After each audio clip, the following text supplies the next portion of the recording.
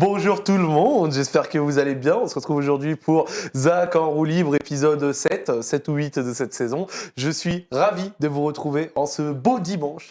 Nous aimons bien les dimanches de décembre où il fait bien froid et où les centres commerciaux sont encore ouverts pour vous pousser à la consommation et aux cadeaux de Noël. Aujourd'hui, je reçois un grand monsieur Ken Bogard. Bonjour. Bonjour Zach, comment ça va? Très bien, et toi? Impeccable, en ce jour de grève, nous restons chez nous. Je suis très content de te recevoir aujourd'hui. J'avais reçu un clip de Twitch où quelqu'un m'avait dit « Tiens, regarde, Ken, il serait chaud pour venir dans ton émission. » Ah, d'accord, bah oui, c'est vrai, j'avais dit, j'aurais bien voulu parler. J'ai des choses à dire, voilà, j'ai des histoires à raconter depuis le temps que je suis sur YouTube et Twitch. J'en ai vu passer, j'ai vu des choses couler sous les ponts, Ouais. qu'aujourd'hui on déballe tout. Bah déjà, ça m'a fait plaisir, tout d'abord, donc merci. Ça veut dire que tu as déjà pu regarder ce que j'ai pu faire, et c'est cool, tu vois. Et je suis toujours content dès qu'il y a un créateur qui, de son propre chef, dit « J'aimerais bien passer dans un camp roue libre ». Il y en a déjà eu quelques-uns, je te dis pas qu'à chaque fois c'est ça, souvent c'est plutôt moi qui contacte les personnes. Et en faisant mes recherches, j'ai pu effectivement trouver énormément de choses sur toi. Donc aujourd'hui, il y a de la matière, il y a de quoi parler. Alors en plus, tu m'as dit que tu étais bavard. Moi, tu me mets aux anges là aujourd'hui. On n'a qu'1h30, on va voir si on pourra tout dire. Je pense que des sujets ne seront pas clos en 1h30. Il n'y a pas de problème. Je pense que personnellement, il y a quand même de quoi faire. Et puis voilà, je suis assez content. Ah là là, je suis de bonne humeur quand je fais cette émission. Vraiment, crois-moi que je me sens bien. Ouais, je vois ça fait plaisir. On sent que tu prends du plaisir à faire ça. Ouais, Le concept est assez intéressant, en tout cas, parce que voilà, du temps pour parler. On n'a pas des interviews qui durent juste une dizaine de minutes. On doit aller au fond des choses. On peut développer peut-être un peu. Et je sais pas, ça peut répondre à certaines questions que beaucoup de gens se posent, ou nous posent d'ailleurs assez régulièrement. Mais écoute, c'est cool. moi, une des choses que j'aime bien, c'est que ça me permet également d'en apprendre sur des mondes que je connaissais pas nécessairement. Ah ouais. Et bah, notamment là, en l'occurrence, du coup, j'ai fait mes recherches, j'ai fait mon travail, mais sur le monde du versus fighting. Donc j'ai pu trouver pas mal de choses. Et c'était assez intéressant, c'était assez cool. Et j'ai vu que ça remontait pas mal, parce que monsieur est là depuis très longtemps. Ouais. J'ai regardé un petit peu. On va commencer déjà du coup, par la classique. Je vais te demander un petit peu de te présenter. D'où est-ce que tu viens, ce que tu as pu faire au préalable avant de commencer à faire ce que tu fais maintenant. C'est un petit peu ton moment. Alors, bon, je m'appelle Ken Bogard. Alors, mon vrai nom, c'est Johan Verdier. D'accord. J'ai 34 ans, bientôt 35. Là, je suis né en 1985, très tôt dans l'année. Et ma formation à moi, c'est mathématicien. Voilà, j'ai appris les mathématiques. J'ai fait des études de mathématiques au niveau doctorat, que je n'ai pas eu. Pas eu mon doctorat. C'est la thèse qui n'est pas passée? La thèse n'est pas passée, surtout les budgets n'étaient pas passés. Et j'étais très en désaccord avec notamment tout mon recteur de thèse et toute la mécanique en fait, des facultés à l'époque, même encore aujourd'hui, qui sont très assises sur des vieux principes et qui ne laissent pas énormément de place à l'originalité. Aujourd'hui, quand tu veux développer une thèse, il faut que ce soit dans l'intérêt d'une entreprise qui travaille avec l'université ou que ce soit dans l'intérêt d'un des chercheurs déjà installés qui veut aussi s'approprier un peu ton travail. Ah ouais, celles-ci doivent être orientées selon un certain... Parce que moi, personnellement, niaisement, je pensais que les thèses, c'était réellement free au niveau du thème, quoi. Tu fais pas forcément ce que tu veux, surtout en mathématiques. En fait, surtout en sciences, tu fais pas forcément ce que tu veux. Ça dépend beaucoup de la fac dans laquelle tu passes ta thèse. Ça dépend de beaucoup qui gère, en tout cas, les thèses. Moi, celui qui gérait les thèses et les budgets de thèse, c'était un mathématicien spécialisé dans la géométrie algébrique, qui est une discipline que je déteste parce que c'est énormément de calculs. Moi, dans les maths, je déteste le calcul, je déteste faire des calculs, je déteste poser des équations et résoudre des équations. C'est quoi que tu préférais, toi? Ce que j'aime, c'est l'algèbre, c'est-à-dire résoudre des problèmes mathématiques, des concepts mathématiques qui sont plus des casse-têtes à résoudre, plus que du pur calcul, algébrique à la con. Donc, c'est la notion d'ensemble, c'est des notions complexes en mathématiques, la topologie, toutes ces choses-là. Très bien. Parleront peut-être à pas mal de personnes. Et le fait de devoir s'orienter vers la géométrie algébrique, vers le calcul pour faire ma thèse, c'est quelque chose que je ne voulais pas faire. Et j'ai un peu traité sa discipline de con. C'est pas trop bien passé, je suppose. C'est pas très très bien passé. Du coup, j'ai pas eu, pendant 3 ans, j'ai eu aucun budget, ni aucun poste fixe dans la faculté pour développer ta thèse. Normalement, quand tu fais ta thèse, tu as un poste, tu as un bureau, tu es aidé du coup par ton recteur de thèse, fais ça. Moi, j'ai pas eu ça, donc j'ai fait 3 ans de galère après mon Master 2, où je devais essayer de développer une thèse, ni sans budget, ni sans aide réellement de mes pairs. Parce que ouais, c'est ce que j'allais dire, tu as évoqué les budgets, et je me demandais du coup, c'était relatif à quoi exactement ces budgets? Bah, les budgets, c'est souvent des choses qui sont allouées au thésard pour ne serait-ce que faire des recherches, voyager pour aller voir les spécialistes, par exemple, de ceux que tu es en train de chercher, ou aller avoir des recueils. Il faut savoir qu'à arriver à un certain niveau, la plupart des recueils de mathématiques sont édités qu'à quelques exemplaires, tous en anglais, hein, évidemment, on ne traduit pas. C'est des bouquins qui font 10-20 copies dans le monde. Donc souvent, quand tu dois aller chercher certains bouquins, certains trucs, c'est des bouquins qui coûtent cher, ou alors le déplacement pour aller consulter ces livres coûte assez cher. Et même à l'époque, parce que là, je te parle de 2007. 2002, ouais, c'est ça, ouais, 2006, 2007. Mais même à l'époque, on avait accès à Internet. Certains bouquins et certains savoirs ne sont pas tous retranscrits sur Internet en PDF, donc il fallait quand même le chercher. Mais c'est surtout assister aux conférences de certains mathématiciens qui se passent qu'à certains endroits. Bon, ça coûte cher en fait de développer une thèse. Si tu veux vraiment faire une thèse aboutie, si tu veux vraiment faire une thèse recherchée en mathématiques, tu es obligé de voyager aux États-Unis, en Afrique du Nord, en Asie. Pour aller au notamment. contact un petit peu Ouais, c'est ça. de la Et, chose. bon, ça, ouais, le budget, j'avais zéro. Du coup, la seule chose que je pouvais réellement faire durant mes années de thèse, c'est enseigner. Du coup, j'ai principalement enseigné pour voilà, me faire un peu d'argent pour pouvoir essayer de financer moi-même ma thèse. Tu enseignais à quel niveau? Lycée, collège, Niveau primaire? post-bac, généralement. Voilà. Ah, Donc, tout ce qui était classe préparatoire ou TD de faculté, voilà. Ou, donc à peine sorti d'un BTS. Master 2, toi-même déjà tu enseignais à des Ouais. gens qui à eux-mêmes étaient voués à faire un Master 2 Ouais, aussi. ouais, c'est ça, c'est ça. J'étais en plein dedans, j'avais le cerveau relativement en ébullition, donc c'était plutôt simple pour moi de transmettre mon savoir. Après, c'est quelque chose que j'ai toujours voulu faire, hein. Si j'ai fait des mathématiques, à la base, c'est pour être prof. Ok. Je voulais vraiment devenir professeur. Et tous mes amis de la fac qui ont, eh bien, eux, sont devenus professeurs. Je les ai vus devenir professeurs pendant que moi, j'étais en train d'enseigner. Ils ont passé leur Master 2. À l'époque, Master 1, tu pouvais avoir directement le CAPES, donc Ouais. le diplôme qui te donnait accès à l'enseignement. Moi, je passais les concours, donc le CAPES, l'agrégation, tous les ans. J'ai dû le passer 3-4 fois. À chaque fois, j'avais les écrits, mais je ne voulais pas aller aux oraux. Parce que si j'allais aux oraux, directement, ça voulait dire que tu signes avec l'État et tu deviens enseignant, tu vois, et tu travailles pour l'État. Et donc du coup ta À ce moment-là, thèse passait... Ouais, et la thèse passait le truc. Et même les activités que j'entretenais en même temps, donc à savoir YouTube, ou, développer les jeux de combat, les trucs comme ça, dont on parlera un peu après, c'est quelque chose auquel je ne pouvais pas avoir accès. Donc je ne négligeais pas mes études, mais j'essayais d'être dans ce qu'on appelle une option select, c'est-à-dire avoir le choix de plusieurs chemins possibles. Les diplômes, je les avais, donc de toute façon, je pourrais passer, même encore aujourd'hui, je peux repasser le CAPES quand je veux. Tu vois, j'ai mes diplômes, donc je peux aller retourner à l'enseignement à peu près facilement, parce qu'on est en pénurie de profs actuellement. Donc, Réellement? ça n'a jamais été aussi facile de devenir prof de maths. Ouais. Ah, ça je savais pas parce que du coup c'est intéressant. Regarde, je vais prendre un petit parallèle personnel. Mon père, voilà, a aussi été prof de maths. Ouais. Et je lui ai posé la question, donc même si lui c'était il y a plus de 10 ans, c'était il y a 20 ans, tu te doutes bien. Je lui ai dit, papa, à l'heure actuelle, est-ce que tu penses que tu serais capable de redevenir prof de maths? Et lui il m'a dit but en blanc, non, franchement pas C'est du impossible. Ouais, j'avoue, c'est impossible. tout. Et toi, tu penses qu'avec le temps, tu pourrais le refaire? Même si ça fait plus ou moins 10 ans? Ouais, mais parce qu'on est en pénurie de profs de maths. Il faut savoir que le niveau qu'on a demandé aux profs pour passer le CAPES était de plus en plus absurde. Le CAPES te donne accès souvent à de l'enseignement dans le collège ou dans le lycée.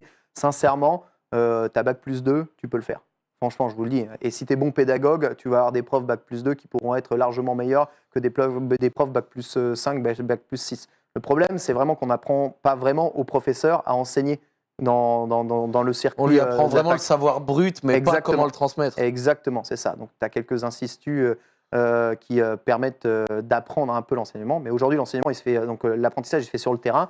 Tu as une année réelle de stage, vraiment, où tu es jugé sur ta capacité à enseigner, à bien enseigner. Le truc, c'est qu'aujourd'hui, pour passer le CAPES, on te demande bac+5.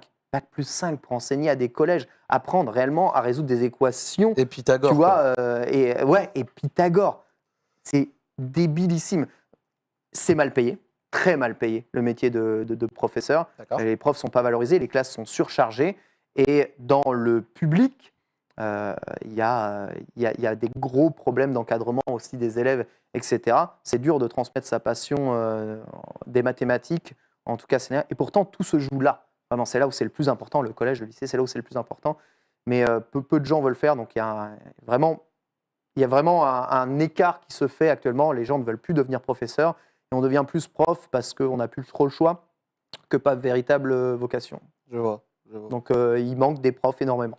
D'accord. Actuellement, donc, aujourd'hui, les lycées engagent des profs en intérim ou des gens qui ont juste des diplômes pour avoir un poste de prof en externe. C'est Ponce qui a fait pareil. Voilà, il est c'est passé ça. dans un cours au livre et il m'a dit exactement ça. Il a pu être prof et donner des cours également. Tout à fait. Et ça se fait de plus en plus parce qu'on n'a plus assez de profs. Et les gens ne passent plus assez le diplôme. J'avais entendu parler des déserts médicaux, mais j'avais pas entendu parler comme ça de... le public, c'est quelque chose d'assez... C'est terrible. Enfin, la situation du public en France, c'est de... Il y a des choses qui sont très bien, mais ouais, les statuts des gens qui travaillent dans le public, c'est de pire en pire. Les infirmiers, les pauvres. Enfin, je veux dire, c'est miskin. Miskin.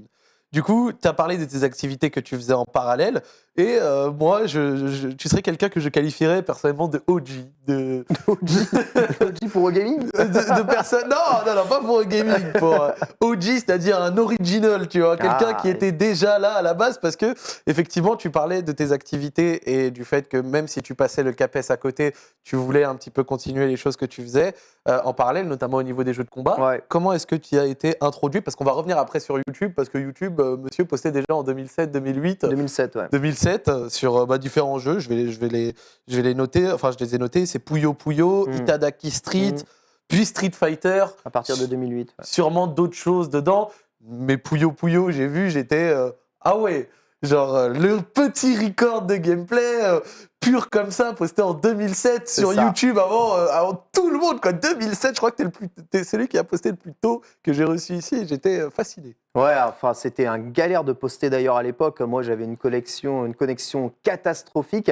Et en fait, on enregistrait avec un petit dongle et un vieux PC nos sessions de jeu avec mon ami de fac qui s'appelle Norel. J'embrasse encore très très fort. T'as encore des contacts avec lui? Oui, bien sûr.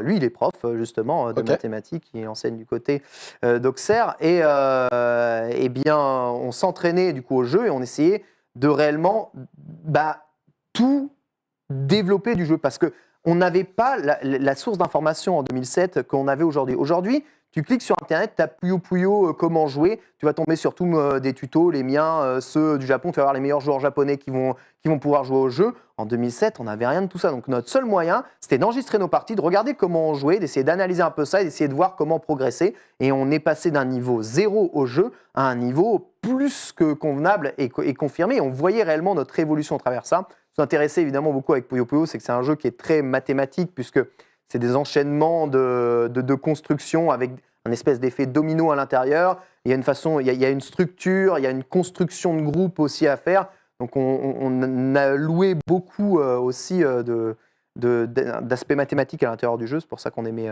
beaucoup ça, qu'on enregistrait nos parties pour pouvoir les remater, pour pouvoir devenir plus fort. Il y avait un rapport, parce que de ce que j'ai vu comme ça en gameplay brut, mais il y avait un rapport avec Tetris? Oui, alors Puyo Puyo, c'est le deuxième jeu de puzzle game en versus après Tetris. Tetris, donc le principe est très, très simple. Donc tu as la gravité, les pièces descendent, tu dois ranger tes pièces et ensuite casser le maximum de pièces possible. Tout est très simple. Dans Puyo Puyo, tu construis des structures et tu lances un effet domino. C'est-à-dire que tu casses une partie de la structure et tu t'arranges pour que les Puyo tombent et se lient les uns aux autres pour que plus de choses se cassent. Donc tu crées vraiment des chaînes, des enchaînements à Puyo Puyo. Le rythme est totalement différent. La seule chose qui est commune, c'est l'aspect versus qu'on a depuis Tetris sur Game Boy. Donc on envoie des dégâts à l'autre quand on fait des trucs. Et l'aspect gravité. Donc c'est bien la gravité qui fait tomber la pièce et qui est le maître mot du jeu, la base du gameplay. Et par rapport à tout ce qui est jeux vidéo, versus fighting, etc., tout ça, c'est venu pendant tes études en fac? Alors moi, je joue à des jeux de combat depuis 1992. Voilà, donc depuis que j'ai 7 ans, je joue à des jeux de combat. Donc les jeux de combat, ça a toujours été dans mon ADN. Sincèrement, le premier jour où j'ai reçu la Super Nintendo avec Street Fighter 2, je devais avoir 8 ans. J'ai été devant le jeu et j'ai découvert tout simplement un monde qui m'était totalement inconnu. les personnages étaient gros, il y avait des digits vocaux, ils faisaient des attaques comme dans Dragon Ball Z, les parties étaient jamais les mêmes, il y avait une rejouabilité de fou, un nombre de coups hallucinant. Enfin, je me dis, mais bon sang, moi qui adorais à l'époque les jeux de plateforme comme Sonic, je jouais un peu à des petits jeux de course comme ça, quelques puzzle games comme Tetris avec mon Game Boy, quand j'ai découvert Street Fighter, je dis, mais il n'y a rien de mieux, de plus beau, de plus fun en termes de jeu. Et j'ai voulu de plus en plus jouer aux jeux de combat. Je suis allé dans les salles d'arcade de l'époque, j'ai mis mes pièces de 10 francs dans les bornes pour jouer à King of Fighter 94, pour jouer à Street Fighter 2. La folie, c'est ouais, dans les vieilles bornes de hack de Street Fighter 2, où quand tu faisais Dragon, tu avais une ligne de projectiles envoyée dans l'écran, tu vois, les Rainbow Edition, les trucs comme ça qu'on avait, nous, dans nos campagnes, parce que je viens de la campagne brute française. Tu viens d'où exactement ? De l'Aube, donc d'un petit village à côté de Troyes, dans l'Aube. Voilà, donc, rien, tu vois, j'allais à Dienville, qui était tu sais, il y avait un petit lac, donc tu avais évidemment des activités autour d'un lac, et tu avais une petite salle d'arcade à Dienville, tu vois, on pouvait jouer sur des bornes rincées avec des sticks complètement pourris, la moitié des boutons qui marchaient pas, et on se butait à KOF 94 là-dessus, tu vois, c'était vraiment un peu comme ça que j'ai vu. Et à l'âge de mes 10 ans, j'ai fait un gros caprice et j'ai fait chier mes parents à l'infini pour avoir une Neo Geo. Et j'ai obtenu une Neo Geo à 10 ans. Alors là, vraiment, merci mes parents, vu le prix de la console à l'époque, qu'on appelait la Rolls-Royce des consoles. C'était vraiment cher ? C'était ultra cher. C'était genre des centaines de francs ? Même pas compte, ouais. Un jeu coûtait 990 francs. Attends, ce serait l'équivalent de 150 balles en là. euros, ouais, ça fait 150 Parce que euros. c'est à peu près du divisé par 7. Tout à fait. Et la console, elle était à 2490 francs. Voilà, donc je te parle même pas du prix des sticks. Et là, c'est les jeux les moins chers, là, je te parle. C'était n'importe quoi. Ah, donc tes parents ont vraiment fait. Mes parents, franchement. Attends, mais c'est pas un cadeau, ça, c'est un effort financier. Mon père, qui était chef de chantier, il y avait que lui qui travaillait parce que ma mère m'élevait, moi et mes deux frères.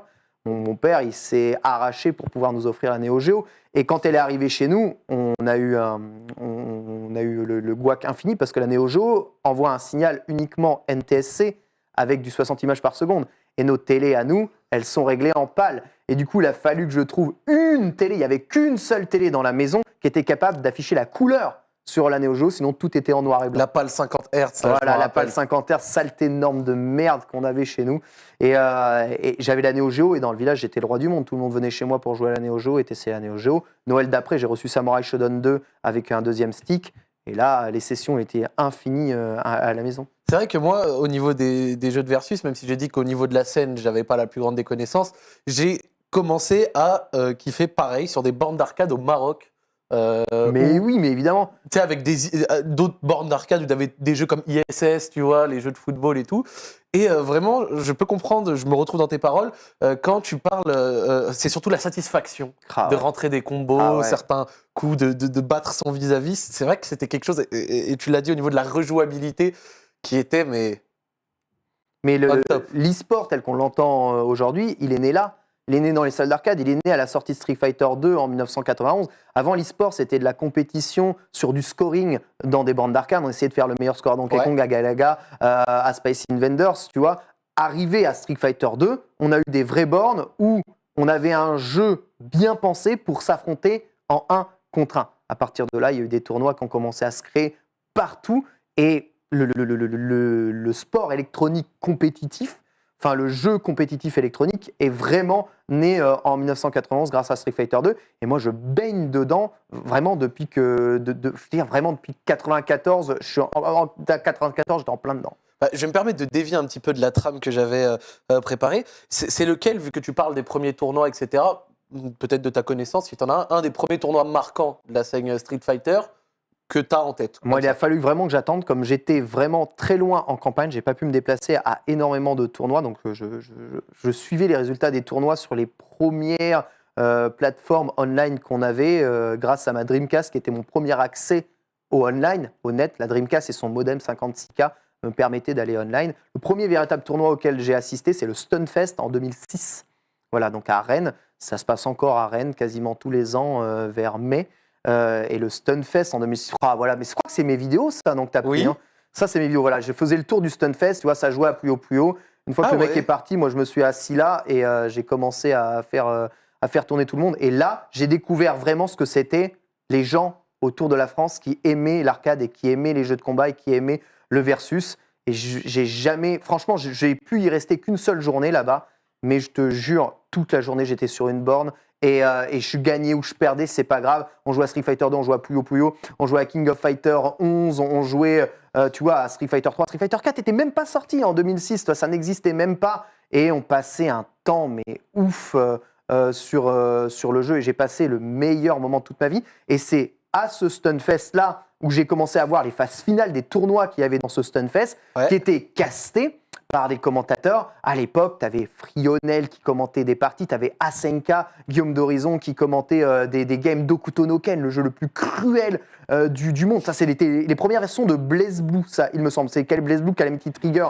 Ça doit être en 2007, ça, cette vidéo que j'ai pris ça. Et là, la version que vous voyez, c'est la version arcade de Blaze Blue. À l'époque, Mao, un fou de la communauté de la SWGA, on peut voir encore le logo là, avait acheté du coup la carte arcade de Blaze Blue et avait développé du coup ce qu'on appelle un super gun, donc un moyen de lire la carte arcade sur des écrans modernes et avait branché des sticks dessus. Et du coup, on le voit là, on le voit. Ça, c'est la carte arcade, le Taito Pix qui animait Blaze Blue Calamity Trigger, même d'ailleurs support sur lequel on retrouvera Street Fighter 4 à l'époque. Donc tu vois, avec les télés branchées en TVI, en versus, avec des vieilles télés qui lag, mais c'est pas grave, on avait Blaze Blue en exclusivité ici alors qu'il n'existait qu'au Japon. C'est énorme. C'est fou, et il y en avait toutes les bornes d'arcade étaient équipées de cartes arcade. À l'époque, en 2016, c'était la Atomic Wave. Donc là, on voit Hokuto no Ken sur Atomic Wave, là, qui était le jeu du moment, c'est un des jeux les plus pétés de l'histoire, Hokuto no Ken. Et là, on peut voir Oro, tu vois, à gauche, qui est en train de dérailler tout le monde, justement, avec son ray. Énorme. Voilà. Franchement, c'est énorme de revoir des images comme ça. Merci beaucoup, la régie. Hein. Vous avez fait un très beau travail. Si je te dis 10 octobre 2008, ça te dit rien, toi? 10 octobre 2008, c'est la première vidéo de Street Fighter 4 que j'ai postée sur YouTube, non? Presque. Je vais te dire ce que c'est. C'est ta 100e vidéo sur YouTube. Punaise, c'est vrai? Mais comment t'as trouvé ce chiffre? Même moi, je ne connais pas. Comment t'as trouvé ce chiffre? Facile. Je vais sur ta chaîne YouTube, je remonte un petit peu, et là, je vois que tu dosais, tu vois. Je me suis dit, mais attends, mais en combien de temps il a atteint les 100 vidéos en réalité? Parce que les premières vidéos, tu l'as dit toi-même, ont été postées en 2007. Donc je me suis dit, j'ai envie de voir en combien de temps il a fait 100 vidéos. Et là, le 10 octobre 2008, c'était ta 100e vidéo. Et c'était le début d'un let's play sur je ne sais quel jeu. Mais effectivement, c'était ta 100e vidéo sur YouTube. Et je voulais commencer du coup cet aspect qui a été abordé au préalable. On a parlé de tes premières vidéos sur Puyo Puyo, Itadaki Street, etc. Puis ensuite Street Fighter. Qu'est-ce qui t'a donné envie à l'époque de partager ça et de les poster, surtout en particulier sur YouTube, quoi? Donc il y a deux choses, et ça rejoint tout ce que je vous ai dit juste avant.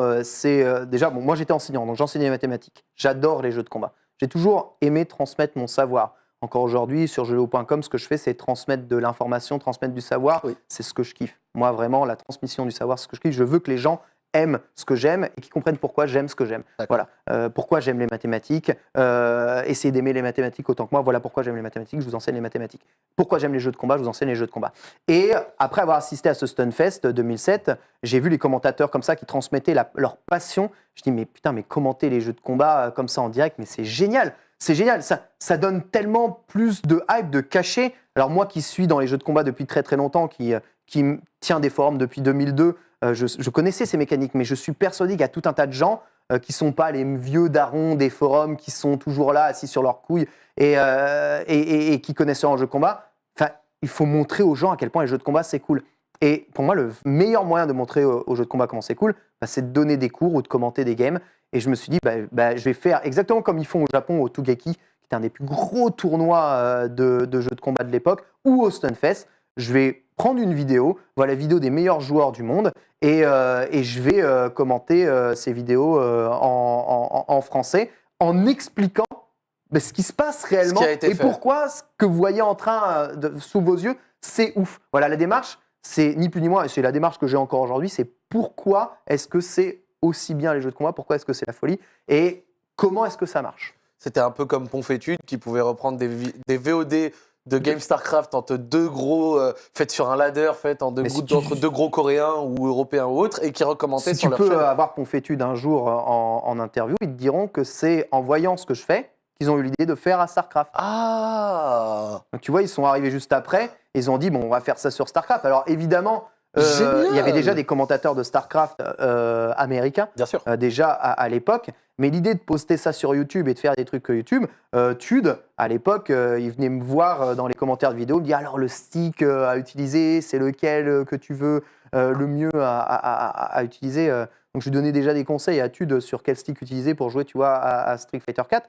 Mais ouais, c'est vrai que le shotcasting sur YouTube en français, je ne sais même pas s'il y en a d'autres en anglais qui faisaient ça avant, peut-être. En tout cas, il y en a en japonais qui le faisaient, puisque les salles d'arcade au Japon, dont je prenais les vidéos, mettaient déjà en 240p leurs vidéos sur une plateforme japonaise qui s'appelait Nico Video, Nico, qui est le YouTube japonais. Et c'est de là où j'allais récupérer les vidéos en qualité 240p schlag au possible, et où je recommentais par-dessus avec un vieux montage de merde Windows Movie Maker de 2008. Oh, tu vois, connais avec les vieux rendus tout pourris que ça faisait. une collection 128K où pour envoyer une vidéo de 10 minutes de 100 mégas, il me fallait une nuit entière. Donc je passais des nuits sur YouTube à checker, à me réveiller au milieu de la nuit pour voir si mon upload avait foiré ou pas. Si elle est foirée, je relançais les vidéos et je faisais ça comme ça en chaîne à la boucle depuis ma campagne troyenne. Oh là là, quel grand kiff. Schlag mode. Ouais, mais c'était schlag mode, mais c'était authentique. C'était original. Ah ouais, voilà.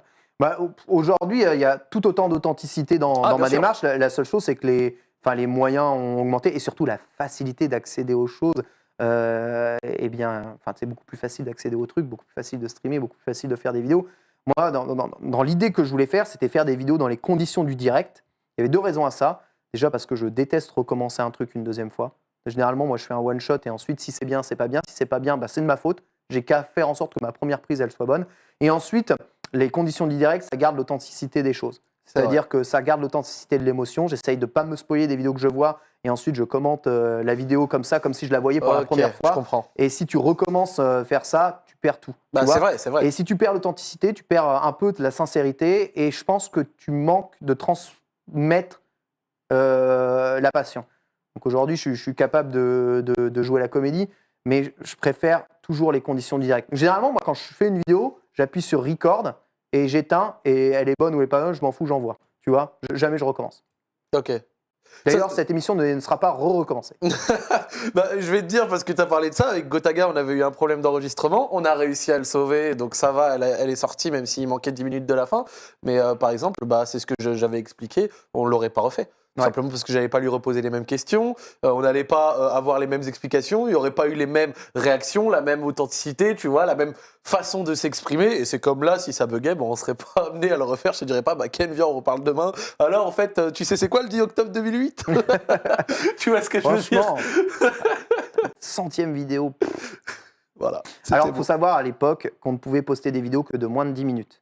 D'accord ? Fallait combien d'abonnés déjà pour poster de plus de 10 minutes? Je sais pas. Il n'y avait pas de limite d'abonnés, je pense. Il n'y avait pas tous ces trucs-là. Donc, mes parties d'Itadaki Street, donc il y a un jeu de plateau. Donc, en gros, c'est le Monopoly avec un système de banque où tu peux acheter des actions.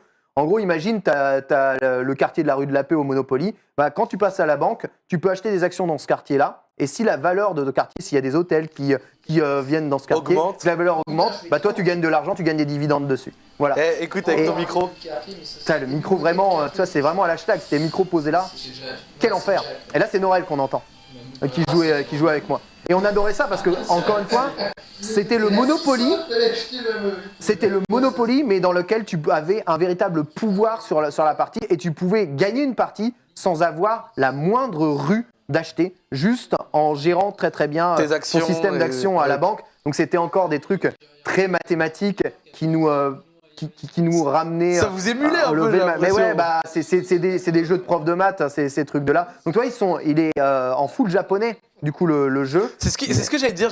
Mais comment t'as appris la full japonais? J'ai appris le japonais relativement tôt en classe préparatoire par moi-même. Parce qu'en plus, tu lisais le japonais. Ouais, je lisais le japonais pour apprendre à jouer aux jeux vidéo. Notamment, je voulais refaire toute la saga Final Fantasy, toute la saga Dragon Quest. Après, en 1997, quand j'ai découvert Final Fantasy VII, j'ai vraiment eu l'amour des JRPG que je ne connaissais pas avant. Enfin, je pense que beaucoup de personnes ont découvert les JRPG avec Final Fantasy VII.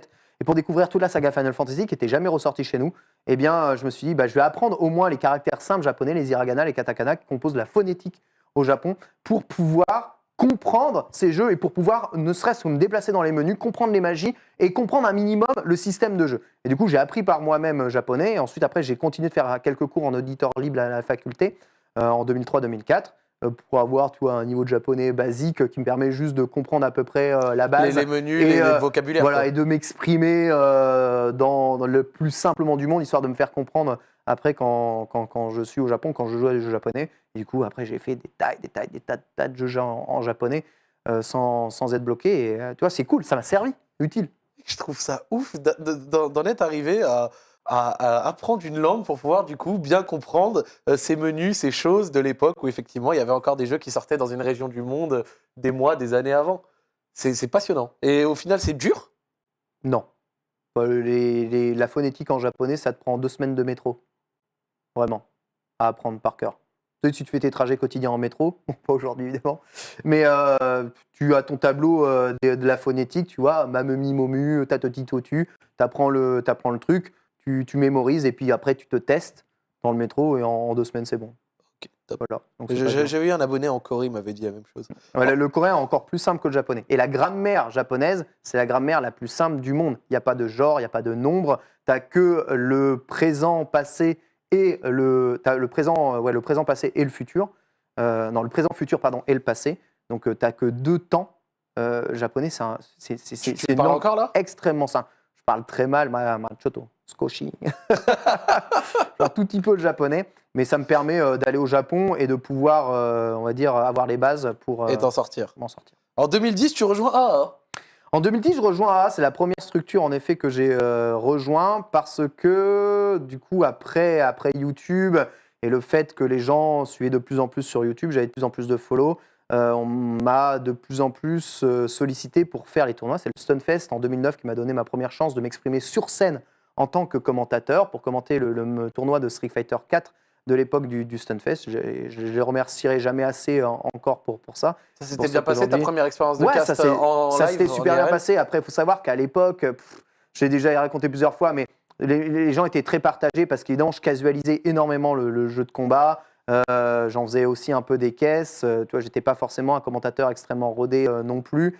Et il y avait beaucoup de micro-jalousie parce que ça apportait toute une nouvelle vague de gens qui n'y connaissaient peut-être pas. Tu sais, les kikous, tu vois, qui pouvaient arriver ici. Donc eux, ils étaient contents d'être un peu entre élitistes, entre personnes qui aimaient ça. Je pense ils aimaient pas que ça s'ouvre. tout le monde n'était pas comme ça, mais je pense qu'il y avait un truc comme ça. Mais arrivé à un moment, tu vois, quand tu voyais qu'il y avait un engouement derrière, je commençais à avoir de plus en plus de tournois. Donc j'ai rejoint la structure AA, que je remercie encore toujours, parce que j'avais besoin, en fait, j'ai pas de pognon, moi. Vraiment, l'argent que je générais en tant que prof, c'était que dalle, ça servait juste à payer mon loyer de chambre d'étudiant, à me nourrir, tu vois, et à financer mes déplacements. Tu vois, tu gagnes rien, vraiment. Enfin, quand tu es prof, en plus, tu vois, à mi-temps, que tu donnes des cours particuliers ou des cours en TD, tu gagnes que dalle. Du coup, j'avais pas assez d'argent pour me déplacer dans la France et AA m'a offert une structure pour pouvoir me déplacer. J'ai beaucoup hésité parce qu'en fait, j'aime pas trop l'idée d'être affilié à une structure. Je préfère rester Indépendant? moi-même indépendant, en tout cas dans ma tête, et pas qu'on me dise je peux faire un truc ou pas un truc. Enfin, en 2010, l'opportunité paraissait quand même belle, non?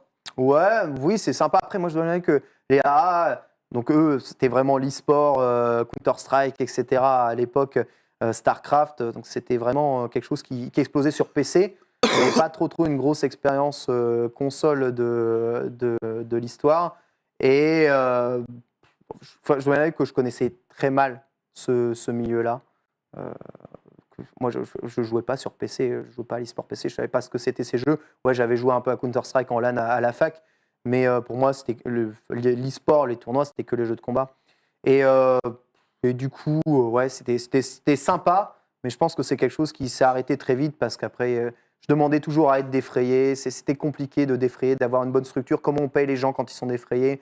Vraiment, en 2010, c'était un véritable problème. Donc, dis-moi si je me trompe, mais j'ai cru voir que tu avais fait quelques tournois en tant que joueur, du coup. oui, putain, je dis toujours, les commentateurs, c'est des joueurs ratés.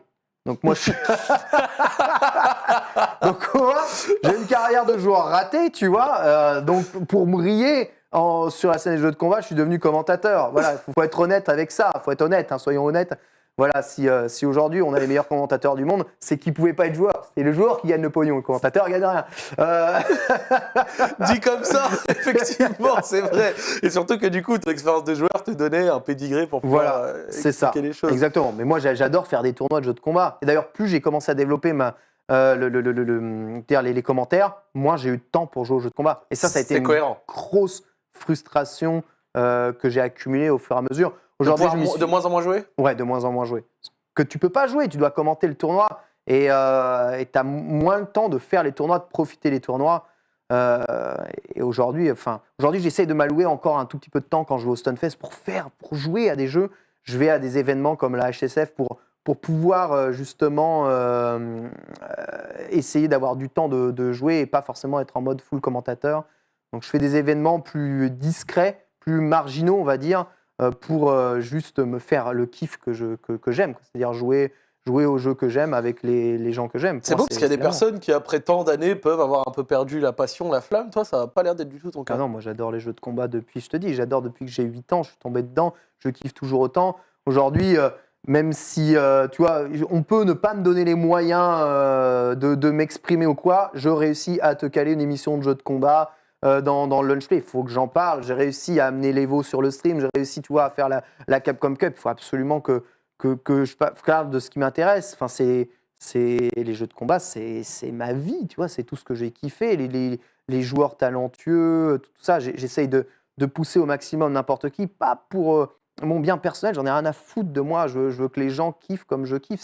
J'ai la même démarche, informer, enseigner, partager. Voilà, ça me rapporte rien les jeux de combat. Et d'ailleurs, je vais même te dire un truc, ça m'a jamais rien rapporté de l'histoire. Jamais vécu des jeux de combat de toute ma life.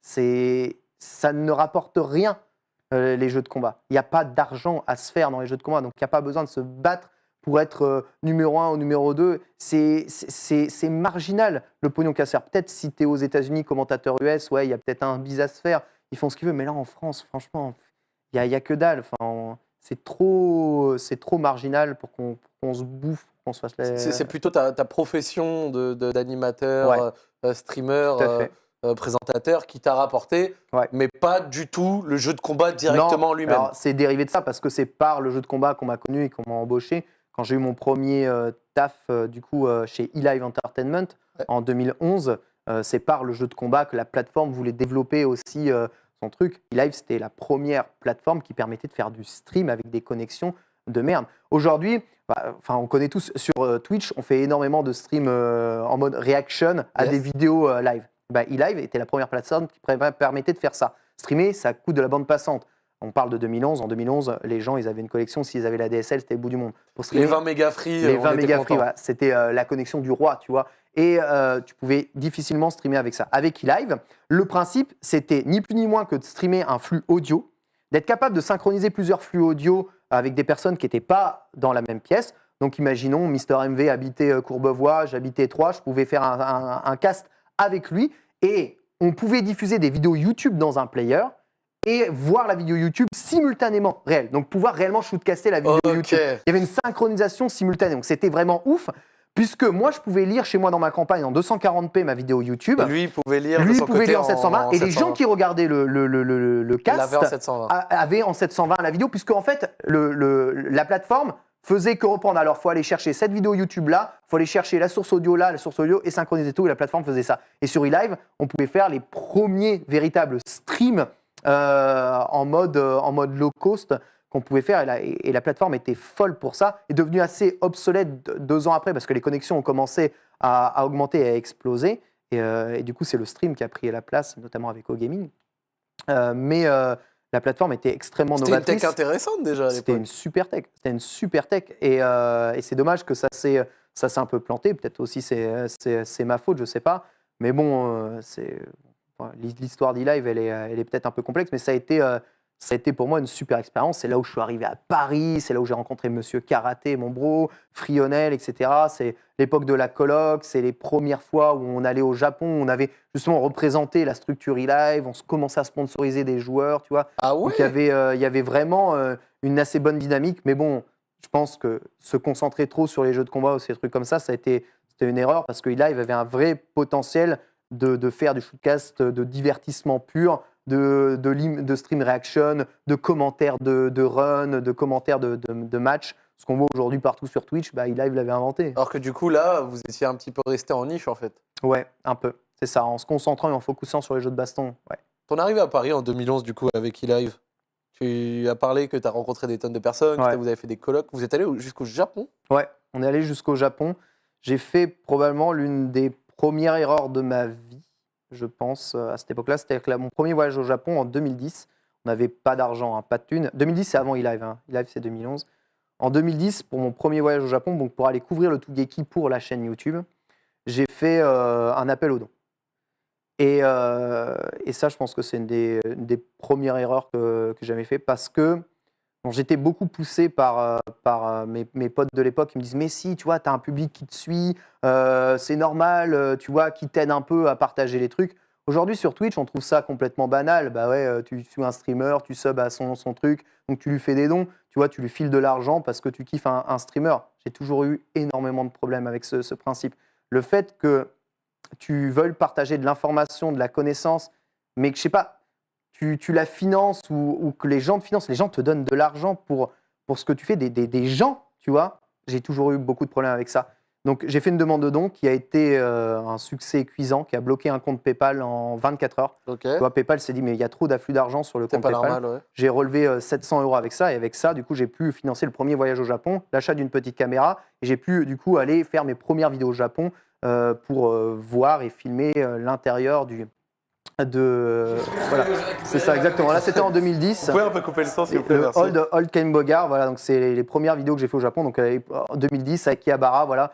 Donc j'ai essayé, Left 4 Dead 2. j'ai essayé de montrer un tout petit peu à quoi ça ressemblait et l'intérieur du Tougeki. Donc je pense avoir rempli évidemment Ta part du contrat. ma part du contrat par rapport au don que j'ai eu, mais si c'était à refaire, je le referais pas. Plus jamais, jamais, je ne redemande de l'argent à des gens pour faire des projets comme cela. Je préfère aller demander à des marques, Ouais. à des sponsors, à des gens qui ont l'argent et pas demander aux gens qui vont consommer les vidéos. Les gens qui consomment des vidéos, qui consomment des streams, ils ne devraient pas avoir à donner de l'argent, ils devraient juste le recevoir. L'argent, il devrait venir de structures qui sont à côté. J'ai beaucoup de mal avec les dons. J'ai beaucoup de mal avec une personne, une individualité qui va te donner 100 € juste parce qu'il kiffe ce que tu fais. Et même si c'est très dédramatisé aussi sur Twitch, et j'accuse personne. Hein, Non, mais tu donnes ton point de vue, j'accuse absolument personne. Hein, c'est juste ma vision des choses. Je préfère être financé par la pub, je préfère être financé par tout ça. Et c'est très difficile d'allier financement à la pub, liberté d'expression, etc. Mais ne nous mentons pas, même sur Twitch, les gros streamers, quand tu as sponsor PUBG avec la casquette, avec le machin, on sait très bien que les mecs, ils jouent pas parce qu'ils ont envie de jouer au jeu. Hein, allez pas nous mentir. Et l'indépendance, même si tu es à ton compte, pour moi, elle n'a jamais existé. Tu es toujours dépendant de toute façon de ceux qui vont te filer le pognon. Alors, de tes viewers, voilà, tu es dépendant d'eux si c'est eux qui te filent le pognon, ou des sponsors si c'est eux qui te filent le pognon. Quoi qu'il arrive, l'indépendance, c'est quelque chose de difficile pour moi à avoir. Et donc, cette demande des dons, c'est quelque chose que je ferai. Parce que ce que j'allais dire, au final, tu as parlé d'erreur. Foncièrement, elle était où l'erreur? Parce que moi, quand tu as parlé d'erreur, je pensais que c'était que tu as merdé quelque part. Ça a été très mal vu parce que comment est-ce que c'est perçu? C'est perçu Ken Bogard demande de l'argent pour son voyage au Japon.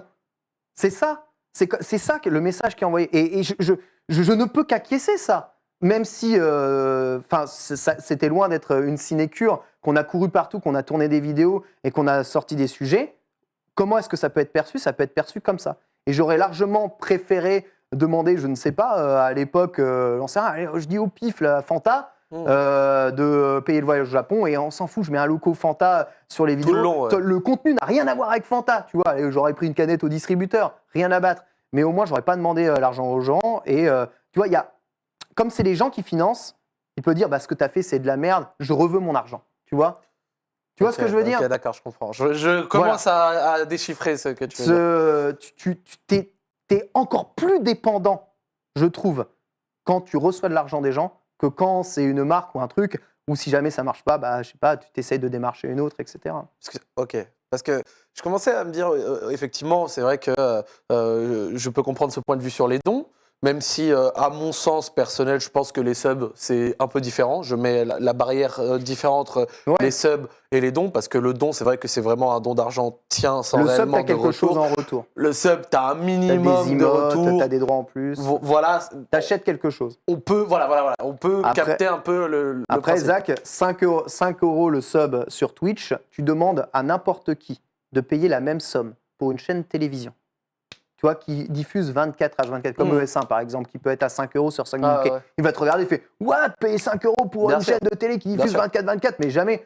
Alors que pour donner à un streamer qui regarde 2 heures par jour, tu vois, il y a quand même un rapport de fan à, tu vois, un rapport d'idole qui, personnellement, m'a toujours un Bien tout sûr. petit peu dérangé. Je peux comprendre, mais après, tu vois, par rapport aux streamers, il faut aussi prendre en compte, et aussi par rapport à une chaîne télé, c'est vrai ce que tu dis, c'est que le streamer, à leurs yeux, enfin en tout cas aux yeux du public, il est personnifié. Ouais. C'est une personnalité, Tout et à tu fait. vois directement qui tu Ouais. aides, et tu le visualises.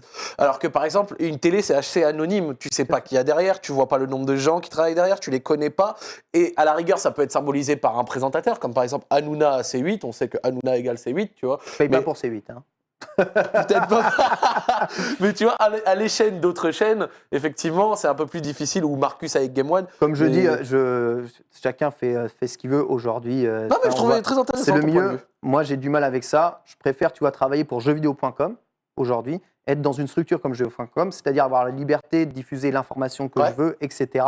Et on parle souvent de Webedia, Moi, je travaille pour jeuxvideo.com. Webedia, c'est gigantesque. Il y a énormément de structures. Au sein de Webedia, tu as Talent Web, tu as Mixicom, tu as Allociné, Lustream, tu as t'as plein de Allociné, tu as 750. Webedia, c'est gigantesque. Moi, je travaille pour jeuxvideo.com. Je suis un employé de jeuxvideo.com.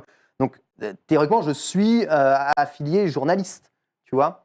Et ça, pour moi, c'est ce que je considère comme étant véritablement l'indépendance. C'est-à-dire que mon salaire est payé par une boîte, c'est-à-dire que je ne dois rien à personne, je ne dépends pas de personne, je n'ai pas obligé de donner de l'argent pour voir mon contenu. Mon contenu il est disponible sur YouTube 100% gratuitement, mes chaînes YouTube ne me rapportent rien. Je parlais de ma chaîne YouTube là, ma chaîne YouTube elle est démonétisée, la chaîne dont tu as parlé. Ah ouais? Elle est 100% démonétisée. Je n'ai jamais gagné un seul centime des Ah 3 millions, 4 millions de vues que j'ai fait sur cette chaîne YouTube. Sérieux? Zéro. Déjà parce qu'à l'époque, les chaînes n'étaient pas monétisées. Ça, oui. Et que dès qu'elles ont commencé à être monétisées avec AdSense, tout ça, étant donné que je diffusais des vidéos de jeux de combat ou des vidéos de jeux de Nintendo, tout ça, immédiatement, il y a eu des problèmes de droit et tout a été démonétisé. Ma chaîne YouTube n'est pas monétisée. Genre, les éditeurs de ces jeux-là n'autorisaient pas la monétisation sur Non. leurs jeux. Non. Surtout Nintendo, particulièrement Nintendo. Ah oui, ça par contre, j'avais entendu parler. Parce que ouais, regarde, moi par exemple, j'ai fait des vidéos code, jamais Acti a dit non, Zach, tu peux pas monétiser ta vidéo code. Ouais, je sais, mais Nintendo, yet. Ok, d'accord, je comprends. Donc, je sais pas combien. Je sais pas si tu as la stat du nombre de vues totales que j'ai sur ma toute Sur la première chaîne YouTube, vous allez sur sa chaîne et ensuite dans About. Donc dans About, vous allez avoir le nombre total de vues qu'il a fait, si on peut voir. Du coup, Mais si vous voulez être dégoûté de la vie, vous regardez le nombre total de vues et toi-même tu sais combien Oui. rapporte YouTube Bah oui. et tu vas voir le nombre d'argent que j'aurais dû me faire. J'ai fait une vidéo récemment sur moi, combien j'avais gagné sur le mois de novembre sur YouTube, parce que j'ai fait 33 millions de vues. Parce que tu as dit 3 ou 4, mais non, tu as fait 33, monsieur. Combien ça fait 33 millions en de- monnaie? Je sais pas, ça fait Ce serait 2-3 ans de SMIC, 2-3 ans de SMIC. à peu près. Ouais. 2-3 ans de SMIC, ça fait combien en euros ça? Ce serait l'équivalent de 40 000 euros, 40 000 euros. à peu près. Si on compte, tu vois, les mois de novembre, décembre, Ouais, un peu c'est mieux ça. payés, bref. Je te fais là, comme ça, la Donc, ramasse de tête. C'est 40 000 euros que j'ai jamais touché, pas un centime, tu vois. Je Et je comprends. m'en fous, c'est pas grave, c'est juste pour te dire qu'on a commencé à une époque différente. Et là, tu vois, tu me dis, j'ai commencé en 2007, tout ça, tu as vu les abonnés qu'il y a sur la chaîne? C'est zéro, enfin 56 000, je crois, un truc 60 000. Et la chaîne a vraiment décollé dès que j'ai commencé à faire du Pokémon. C'est-à-dire que la chaîne n'a jamais dépassé les 20 000 abonnés Et le à partir Pokémon du a moment réellement où je élevé. faisais que du jeu de combat. C'est Pokémon qui a fait décoller la chaîne. Et décoller, je te parle de 60 000, j'ai jamais eu les 100 000 abonnés sur YouTube. Et aujourd'hui, j'ai fait une deuxième chaîne, D'accord. Ken Mogard Versus, que pour les jeux de combat, où je publie que le contenu J'ai vu que lié tu aux publies jeux de tes combat. MPSTP, c'est ça? Les meurs pas sans tant pis, voilà que je fais. Les commentaires de tournois que je peux tourner, les shotcasts un peu plus rapides de certaines vidéos que je peux faire, les vidéos d'analyse, les tests de produits, aussi stick arcade, etc., liés aux jeux de combat. Je publie ça sur une deuxième chaîne parce que la première chaîne, c'est devenu un fourre-tout où il y a absolument tout. et rien n'est reconnaissable. Ok. Tu vois. Et cette deuxième chaîne, jamais Je elle trouve atteindra ça, les j'ai trouvé ça cinq. super intéressant. Avant de reprendre du coup une autre partie de l'interview, je vais finir de demander ton avis sur un truc. Yes. Du coup, sans drama, sans ou autre, tu vois, je te demande juste vraiment ton avis par rapport, parce que c'est en rapport avec ce qu'on a dit ici. Par exemple, le projet Solari Corée, où ils ont demandé un peu de dons de financement participatif de leur communauté, avec bien sûr des retours, et une autre partie financée par des marques. Du coup, t'en as pensé quoi quand tu l'as vu? Aucun problème. Moi, j'ai aucun problème avec ça. À partir du moment où ça tombait pas en mode. Moi, j'ai vraiment des problèmes avec ceux qui disent notre voiture tombe en panne, s'il vous plaît, aidez-nous pour Ok. faire une bagnole. Et tu as des dons qui financent les voitures de streamers, tu vois. Ouais, là, je suis en train de refaire ma maison, c'est chaud. Vous m'aimez bien, donnez de l'argent. Tu vois, et Ok. t'as le mec qui se finance sa maison sur les dons. On va pas se mentir, même si certains projets, il y a des demandes de dons pour certains projets, c'est toujours un peu. On ne sait pas vraiment ce que les gens font de Un peu l'argent. Et quoi shady, qu'il ouais. arrive, même si tu veux savoir ce que fait de l'argent, bah, tu as toujours un devoir de dire voilà, l'argent, il a servi à ça, il a servi à ça. Et moi, j'ai vraiment un problème avec ça. Je ne veux pas que des gens me donnent de l'argent. Je n'ai pas envie de ça. Je l'ai fait durant un moment parce que, tu vois, j'étais tombé à la fin d'e-live, donc j'étais devenu chômeur, sans emploi, rien du tout. Donc le seul moyen, c'était de passer par les dons pour vivre. Mais la première chose que j'ai commencé à faire, c'est de travailler avec OGaming, de leur vendre des émissions. C'est-à-dire, je leur vends le concept de Meurt pas sans temps pif, qui était déjà une émission sur eLive à l'époque, qui était retransmise d'ailleurs sur OGaming, puisque OGaming, on a commencé en 2011 aussi Ouais, avec, c'est ce que j'avais noté. avec OGaming. Et j'ai essayé de vendre des émissions, de vendre des vidéos à des structures, tu vois, pour être plus dépendant des gens. Je ne voulais pas être dépendant des gens. Et quand en 2014, du coup, j'ai signé avec jeuxvideo.com, enfin avec la Gaming structure Gaming Live à l'époque, qui était donc Melting Pot, qui était une structure qui avait remporté l'appel d'offres pour créer la web TV de jeuxvideo.com. Ben, j'ai dit immédiatement oui, parce que intégrer ce genre de structure dont le financement ne dépend pas D'autrui. d'autrui, d'individualité, pour moi, ça me permettait d'avoir une vraie liberté de faire ce que je veux sans jamais n'avoir de compte à rendre à personne. Tu fais Sauf ça. à mon entreprise, évidemment, quand je dis des conneries. Et ça, c'est normal. Ah, cette nuque au blanc. Au gaming, ça, hein, c'est quoi un des premiers Evo qu'on a retransmis sur OGaming, un truc comme ça? Ouais. Moi, il y a un truc que je voulais parler, c'est que tu as été un des premiers commentateurs français de l'Evo. Tout à fait. C'est vrai. Le projet, il est arrivé avec OGaming, grâce notamment Ponftude et Grégory Ogel, qui étaient aussi très fans de jeux de combat. Je leur dis, écoutez les gars, si vous voulez, on peut retransmettre l'Evo. Donc à l'époque, l'Evo ne voulait pas de commentaires dans la langue Native. française. Et lorsqu'on négociait avec eux, donc les organisateurs de l'Evo, pour leur demander réellement les droits de retransmission, ils me disaient ah non, les droits, si vous les voulez, soit vous venez ici, vous payez une connexion, soit vous les payez. Ils nous demandaient 20 000 € pour retransmettre l'Evo. Un prix qui est ni plus ni moins qu'un prix allez vous faire foutre les Frenchies. Voilà. C'est réellement, on vous dit 20 000 balles parce qu'on sait que vous n'allez jamais les payer. C'est ça, ils savaient pertinemment qu'on n'allait jamais remporter ça. Et de là est venu du coup le terme du standing de l'Evo et les droits de l'Evo, qui ont toujours été quelque chose de très difficile du coup à avoir parce que l'Evo demandait énormément d'argent. Et à l'époque, on retransmettait l'Evo de façon audio. Donc le cast était 100% audio. Arrête. 100% audio. Donc vous faisiez en sorte que les gens puissent seulement se... Donc ce qu'on faisait, ouais, on mettait uniquement le timer des matchs de jeux de combat et on disait aux gens, écoutez, avec notre stream et avec le stream officiel de l'Evo, vous pouvez synchroniser les flux Et vous nous et entendrez, regarder ouais. l'Evo comme ça, ensemble, avec les commentaires en français. Oh, le ghetto. C'est le ghetto, mais d'autant plus qu'on avait, nous, des gens qui étaient là-bas, donc Ouais. on était en communication avec des gens là-bas, donc on a apporté à la fois du contenu sur tous les joueurs français qui étaient à l'Evo. Donc l'Evo, si les gens ne connaissent pas, c'est le plus grand tournoi de jeux de combat du monde. Voilà, ça a lieu tous les C'est ans à aux alentours de août, début août. C'est à Los Angeles? C'est à Las Vegas. Las Vegas, pardon, Voilà. j'ai confondu. Ça avait pas mal d'horreurs de décalage. Mais nous, on voulait soutenir les joueurs français, continuer de soutenir les joueurs français. D'ailleurs, ça a bien marché jusqu'à un joueur gagne Luffy en 2014. Hein, d'ailleurs, on avait retransmis sur Gaming Live. Pareil, sans les images. Et depuis l'ère Twitch, depuis que Twitch, du coup, est maître jusqu'où des droits de diffusion des tournois e-sport, aujourd'hui, on n'a plus à négocier avec l'Evo. On va voir directement Twitch. On dit, écoutez, on veut retransmettre l'Evo. Twitch nous dit, oh, ok, pas de problème. Et on fait. Voilà. Ah ouais? Et on n'a plus besoin de donner d'argent parce que l'Evo diffuse sur Twitch, ils sont partenaires avec Twitch. On est partenaire avec Twitch sur le stream. Donc ouais, allez-y, Donc, vous diffusez pouvez l'Evo. reprendre leurs Bah images. ouais, pour eux, ça fait plus de vues, ça fait plus de flux, ça fait plus de trucs. L'Evo, ils voulaient contrôler leur flux absolument à eux uniquement. Allez, ils donnaient aux Japonais parce qu'ils adoraient les Japonais. Ils leur offraient un setup, mais ils donnaient pas à nous. Donc on a galéré depuis 2012, je crois. Là, les images que vous voyez, ça doit être en 2012. L'Evo 2012 jusqu'à l'Evo d'aujourd'hui. Batailler pour pouvoir montrer les images de l'Evo. Et encore aujourd'hui, il y a certains streams de l'Evo qu'on n'a pas le droit de diffuser. Ok. Voilà. Certains flux de l'Evo, on n'a pas le droit de diffuser. Et maintenant, rien que le fait de pouvoir déjà montrer des images, c'est. Les gens sont royaux. Là, l'Evo 2019 avec le stream, c'est un des meilleurs Evo qu'on ait jamais fait. On avait Foster qui était là-bas, qui couvrait avec un duplex complet l'Evo qui se baladait, qui allait suivre les joueurs français. On pouvait voir. Il y avait un petit backpack. Tous les matchs qui sont. Ouais, c'est ça, un backpack. Il avait un Navi West, donc encore le level au-dessus. Il pouvait aller filmer tous les matchs qui ne sont pas diffusés en stream. Les joueurs français, on a une couverture qui est ouf et j'espère qu'on aura ça l'année prochaine aussi.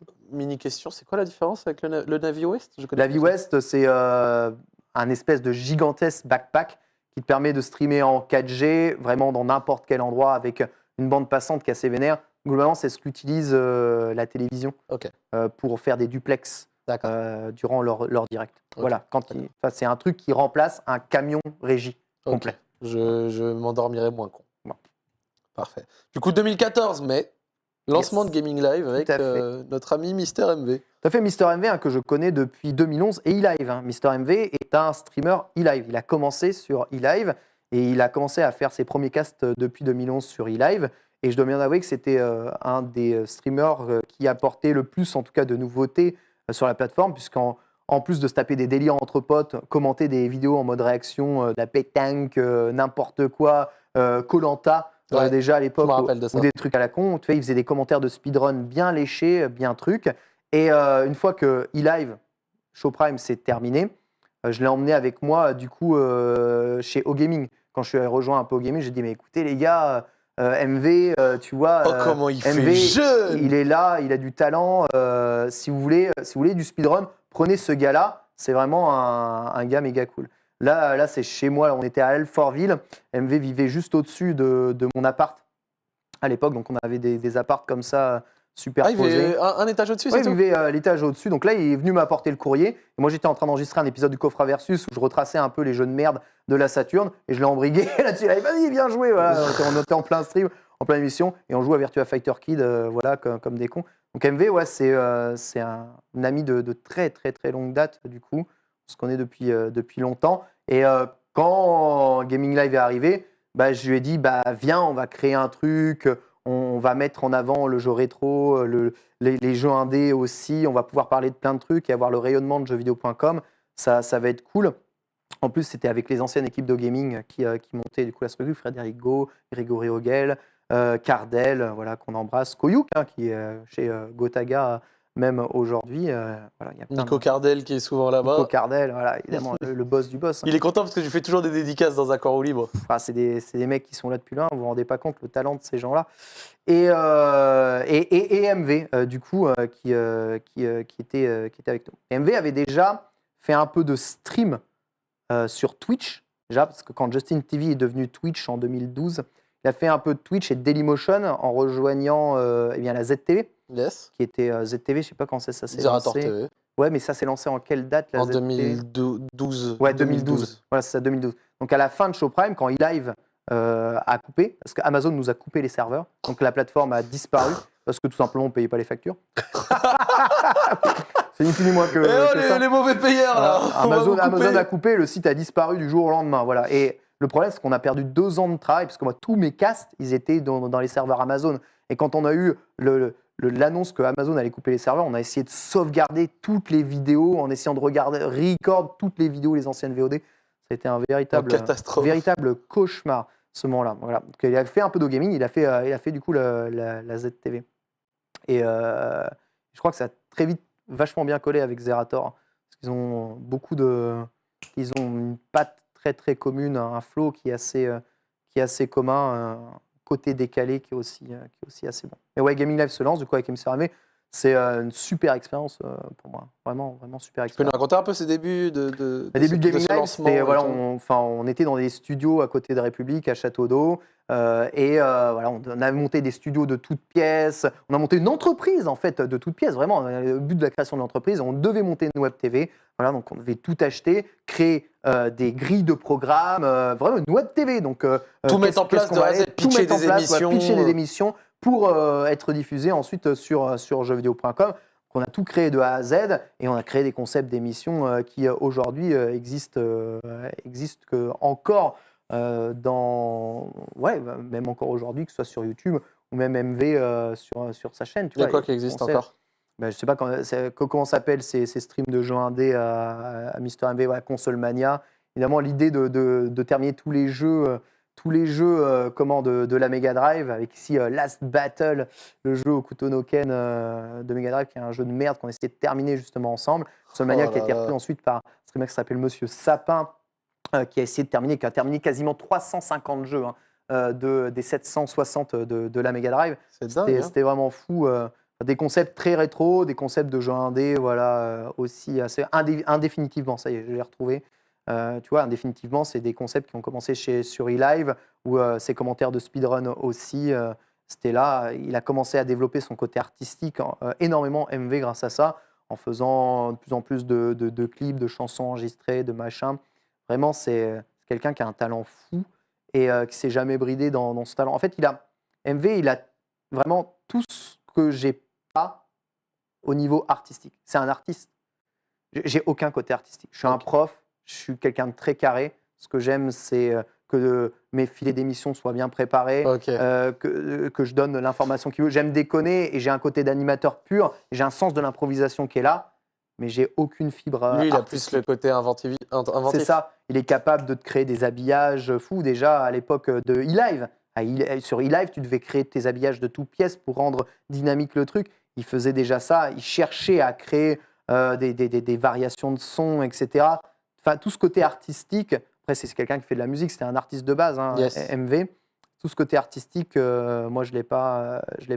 Alors, on avait le même côté éducateur, parce que lui était éducateur pour enfants, alors que moi, j'étais professeur. Donc, les petits-enfants de le stream, hein, on a appris, hein, évidemment. Hein, on a appris, bien sûr, hein, on vous embrasse, à vous gérer. Mais j'ai toujours eu un côté un peu plus informatif, fou, plus dans la prose. Et lui, il est plus dans le côté, dans les verbes. Dans ton interview avec... Ça fait 1 heure? Oh bah, le temps passe vite. Tout va trop vite. Ça va, on a encore pas mal de choses à dire. Dans ton interview avec Red Bull, tu as dit que cette expérience à Gaming Live, c'est ce qui t'a aidé du coup, c'est ce qu'on était en train de dire, de la gestion d'un planning, à la réalisation des missions, à même de la ressource humaine, etc. J'ai appris beaucoup de métiers. J'ai vraiment appris beaucoup de métiers. J'ai appris à gérer des casteurs, j'ai appris à créer des plans d'émission, j'ai appris même la technique. Aujourd'hui, je pense que je suis un assez bon technicien au sein de Webedia. Alors, ils n'ont jamais voulu m'embaucher en technique, mais je suis persuadé que j'ai la capacité, tu vois, de te brancher un setup complet de stream, de le faire fonctionner, même avec des trucs assez complexes là-dessus. Incluant table de son, les trucs de caster. Exactement. J'ai appris un peu la réal, le TriCaster, comment m'en servir et tout. Alors, j'ai pas un gros niveau, mais c'est quelque chose, on me mettrait dedans, on me ferait une formation d'1 semaine, c'est sûr, c'est un métier que je pourrais faire. Les viewers, détrompez-vous, hein, parce que la majeure partie des streamers, etc., ne savent pas faire ce qu'il dit. Hein. Moi, tu me mets devant un TriCaster, une table de son, je suis... Tout, absolument. Chez Gaming Live, on devait tout faire nous-mêmes. C'est-à-dire, et j'étais un technicien à plein temps chez Gaming Live. C'est-à-dire brancher des PC, assurer que les setups de stream marchent, régler le son, se servir des logiciels de stream, régler le stream. Et même encore aujourd'hui, les gens rigolent quand ils voyaient la JVT. Dès qu'il y avait un problème, j'arrivais, je résolvais le problème et je me barrais. J'ai souvent fait le technicien pour la web TV de jeuxvideo.com pendant très très longtemps. Depuis le stream, ça a changé. On refuse que je m'occupe de ces trucs-là. Dès que je touche à un câble, je dis « Ah, casse-toi !» Non pas parce que je ne saurais pas faire, mais parce que... Oui, parce qu'il y a des employés pour ça. Faut pas que je pique le travail des employés. Bon, du coup, on a viré quelqu'un parce que bon, tu t'en écoutez, servais aussi. Le streamer fait tout, donc on n'a pas besoin. Ouais. Mais encore aujourd'hui, je suis capable de gérer une autoréal assez simplement. Et à l'époque, en parallèle de ça, tu avais créé quelque chose que j'ai regardé moi-même un petit peu. Je me suis, en pleine préparation, j'ai regardé une petite dizaine de minutes, la KQ Top League. La KQ Top League, exactement. Je voulais créer une ligue de jeux de combat qui regroupe les meilleurs joueurs européens sur Street Fighter 4 à l'époque, Street Fighter 5 après, quand on est arrivé ici avec la dernière édition qui est dans l'Arena. Donc c'est un tournoi sur un week-end qui regroupe, des meilleurs joueurs et qui s'affrontent sur des longs sets pour savoir vraiment qui est le meilleur. Tu vois, on fait des BO 9, des BO 11, enfin des longs BO, histoire d'être sûr qu'il n'y ait pas d'embrouille. Bah, Et on pas les fait de tous 3, de s'affronter. 5. Exactement, on fait tous s'affronter dans une poule. C'est un format qui est super cool, j'aimerais bien faire revenir. Un format qui a dérivé vers la Master League après de la FDJ, ouais. pour Street, pour Dragon Ball, et qui ensuite malheureusement a disparu. Ça aussi, les raisons de la disparition, c'est un sujet qui pourrait prendre une heure. Mais aujourd'hui, j'aimerais vraiment ressusciter la KQ-Top en 2020 et refaire un tournoi comme ça, européen, une ligue européenne qui réunit les meilleurs joueurs européens et qui s'affrontent sur des longs BO avec un show, évidemment, qui va derrière. Parce que moi, c'est une des choses qui m'a marqué directement dès que j'ai regardé ces VOD un peu KQ-Top League. J'avais regardé 2-3, pas en entière, mais comme je te dis, chaque fois j'ai regardé 5 petites minutes, un truc comme ça. C'est que tu prenais ton pied. Ah ben moi, je kiffe. Moi, Mec, t'étais devant ton écran, ils étaient à côté, là, comme C'est ça, en ça. train de jouer. Commenter les jeux de combat, je kiffe. Enfin, c'est ce que je fais depuis toujours. C'est ce que je fais. Vous vous rendez compte, on est en 2020, ça fait plus de 10 ans que je fais ça. C'est ouf. Ça fait plus de 10 ans que je fais ça. Si ça fait plus de 10 ans que je fais ça, vous pensez sincèrement que... Et je vous l'ai dit, sans que ça me rapporte rien du tout. À la limite, les tournois, ça me rapportait le défraiement. Et aujourd'hui, comme je travaille chez jeuxvideo.com, la plupart du tournoi, j'y vais, je demande rien. Je demande rien. Le Stunfest, j'y vais, c'est une association, tu vois, je demande rien, je demande même pas d'argent. Je vais aller commenter le Stunfest gratuit parce que je les kiffe et parce que je kiffe ce que je fais. Alors que ouais, il y en a pas mal qui, pour leur perf de commentateur, demanderaient quand même un cachet le week-end. Je vais pas te mentir, c'est aussi le cas ici parce que l'entreprise même, ici Webedia, me pousse à malheureusement me vendre à la valeur que je vaux. Et c'est là où on touche peut-être à la limite du truc parce que ça apporte pas mal de conflits et de problèmes parce qu'aujourd'hui, tu vois, les personnalités comme moi qui suis journaliste à jeuxvideo.com, on veut les traiter comme des talents. Moi, j'ai jamais demandé à être talent, mais être traité comme talent. Mais ici, au sein de Webedia, bah, je suis à la fois vu comme journaliste jeuxvideo.com et à la fois vu comme un talent. J'ai la double casquette. À partir du moment où tu fais du contenu et qu'il y a du monde qui te suit, directement, c'est vrai que c'est difficile de ne pas te considérer comme moi, talent. Moi, j'ai jamais demandé à être talent de quoi que ce soit. Moi, je veux que juste les gens qui font les jeux de combat, j'en ai rien à foutre d'être un talent. Tu vois, je serais l'homme le plus anonyme du monde. Je suis sûr que je serais même encore plus heureux. Je veux bien t'avouer. Mais malheureusement, ça marche pas comme ça la vie. Tu vois, je ne peux pas contrôler l'image que j'ai sur les jeux de combat et le fait qu'on m'associe en France énormément aux jeux de combat, comme on peut associer Genius, comme on peut associer Kayane, tu vois, aux jeux de combat. Malheureusement, c'est comme ça. Voilà, c'est ce que j'ai créé. C'est peut-être pas ce que j'ai voulu créer. Je n'ai pas créé tout ça pour moi. Mais c'est arrivé. Mais c'est arrivé. Tu vois, c'est une des conséquences de ça. Je sais pas comment dire le mot en français, mais tu es très selfless. Tu te mets pas du tout en avant. J'ai l'impression que tu aimes bien te reculer beaucoup. Ouais, ça m'a. Ouais. Que limite, ça t'emmerde en fait d'être. Je suis quelqu'un qui me vend assez mal, je dois bien t'avouer. C'est pour ça qu'aujourd'hui. Tu penses beaucoup plus aux autres que d'abord à ta personne. Ouais, bah je suis quelqu'un d'assez empathique de manière générale. Je comprends.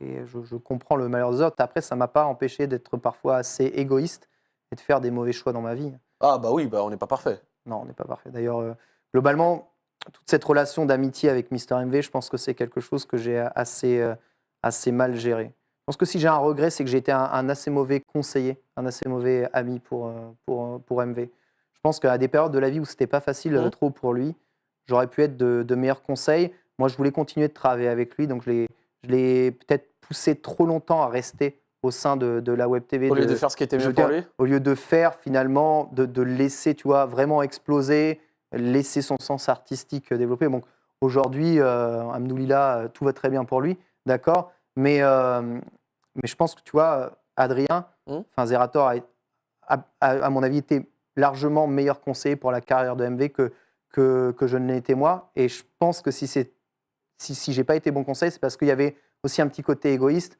MV, je le kiffe, je veux continuer de travailler avec lui et ça me saoulerait que ça se termine. Tu vois. Franchement, on n'est pas tous omniscients et je peux aussi comprendre que de ton point de vue sur la situation, quand elle a eu lieu en tout cas, tu n'aies pas eu l'expertise la plus parfaite et surtout, même si derrière tu as pris le recul et que tu t'en es rendu compte, j'ai limite envie de te dire que c'est le principal. Oui, c'est le principal. Mais bon, C'est compliqué l'être humain. Compliqué. Voilà. C'est vrai, Je ne suis pas exempt de regrets. je comprends. Merci en tout cas pour ces mots, ça fait plaisir, c'est beau à entendre, je trouve. C'est un beau témoignage.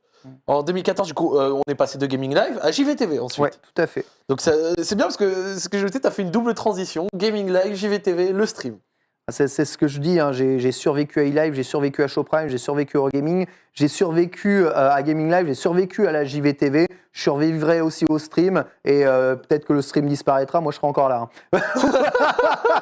J'ai survécu à YouTube, j'ai survécu à tout, tu vois. Les structures et les gens passent, mais on m'appelle Ken le survivant, tu vois. Je suis immortel et s'il faut porter l'étendard et le drapeau des jeux de combat ou autre chose, je serai encore là. Toutes les structures pourront disparaître. Moi, je pense que je serai encore là.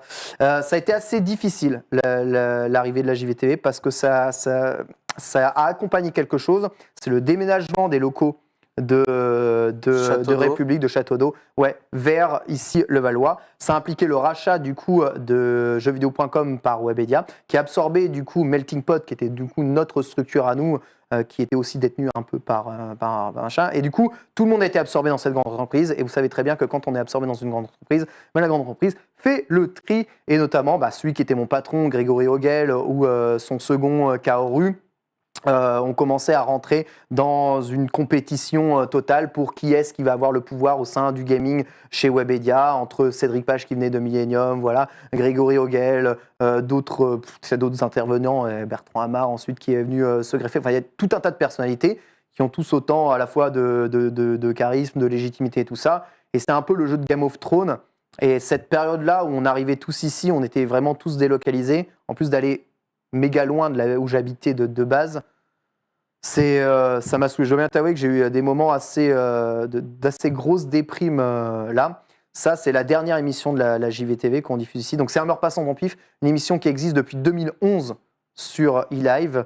D'ailleurs, un logo, vous voyez, un logo dessiné comme ça qui est un mix entre ce que, Noki avait fait sur Eurogaming, ce que Nio avait fait sur la JVTV, parce que Nio était aussi avec nous, hein. Nio, je l'ai oublié et je l'embrasse, et de ce que Cruiser a pu faire aussi après sur donc c'est vraiment un melting point de tout, et j'ai voulu me taper vraiment le vrai délire du monde à l'ancienne. Je mets ma Super Nintendo ici au milieu, et on joue tous devant des écrans à la Super Nintendo sur des jeux random tirés dans une boîte, ce que j'appelle le coffre à versus. C'est-à-dire c'est tiré du coffre à catch. Je ne sais pas si tu regardais le coffre à catch, Adjus, qui était extraordinaire, où tu recommentais des vieux matchs de catch. Là, c'est le coffre à versus, tu tires, et dedans, il y a un jeu de combat, et on s'affronte tous. Je suis un gros collectionneur de jeux de combat, j'ai plus de 300 jeux de combat à la maison. Wow. J'essaie de collectionner tous les jeux de combat qui existent au monde, des meilleurs aux plus pourris.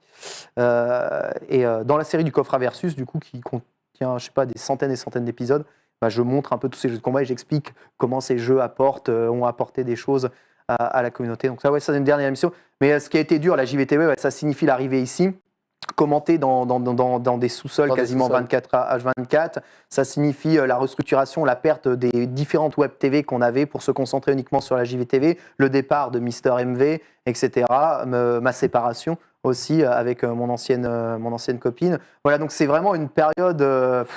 moi, ça a été une sale période. Ça avait l'air d'être vraiment compliqué. Sale période, franchement, sale période.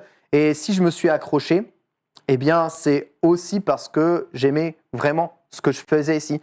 Je dis souvent, je suis un peu comme Luffy de One Piece. Luffy, il ne sait pas naviguer, il ne sait pas faire la cuisine, il ne sait pas réparer son bateau, il ne sait pas chanter, tu vois, il ne sait pas se soigner. S'il n'avait pas son équipage autour de lui, Luffy, il ne serait jamais le roi des pirates. Tu vois. Mais moi, c'est à peu près pareil. Je ne pourrais jamais faire ce que je fais sans les équipes qu'il y a autour, sans les animateurs qui m'accompagnent, sans mes collègues et sans jeuxvideo.com. L'allégorie est belle. Donc, j'aime être avec cet ensemble. Et c'est pour ça que je reste ici au sein de jeuxvideo.com, parce que je m'y sens bien, parce qu'on a un groupe et je fais des choses que je ne pourrais pas faire. Si j'étais streamer chez moi, derrière mon truc, je ne pourrais jamais réunir un plateau avec tous ces gens-là qui ont parfois plus de connaissances sur moi sur différents thèmes. Je ne prétends pas avoir la science infuse et connaître tous les sujets surtout. J'aime inviter des spécialistes sur les sujets et que les gens savent de quoi ils parlent quand je les interviewe. Et j'aime aussi faire du divertissement et des Forcément. trucs qui vont nulle part. Merci, la régie. Mais voilà, j'aime ce genre de ça.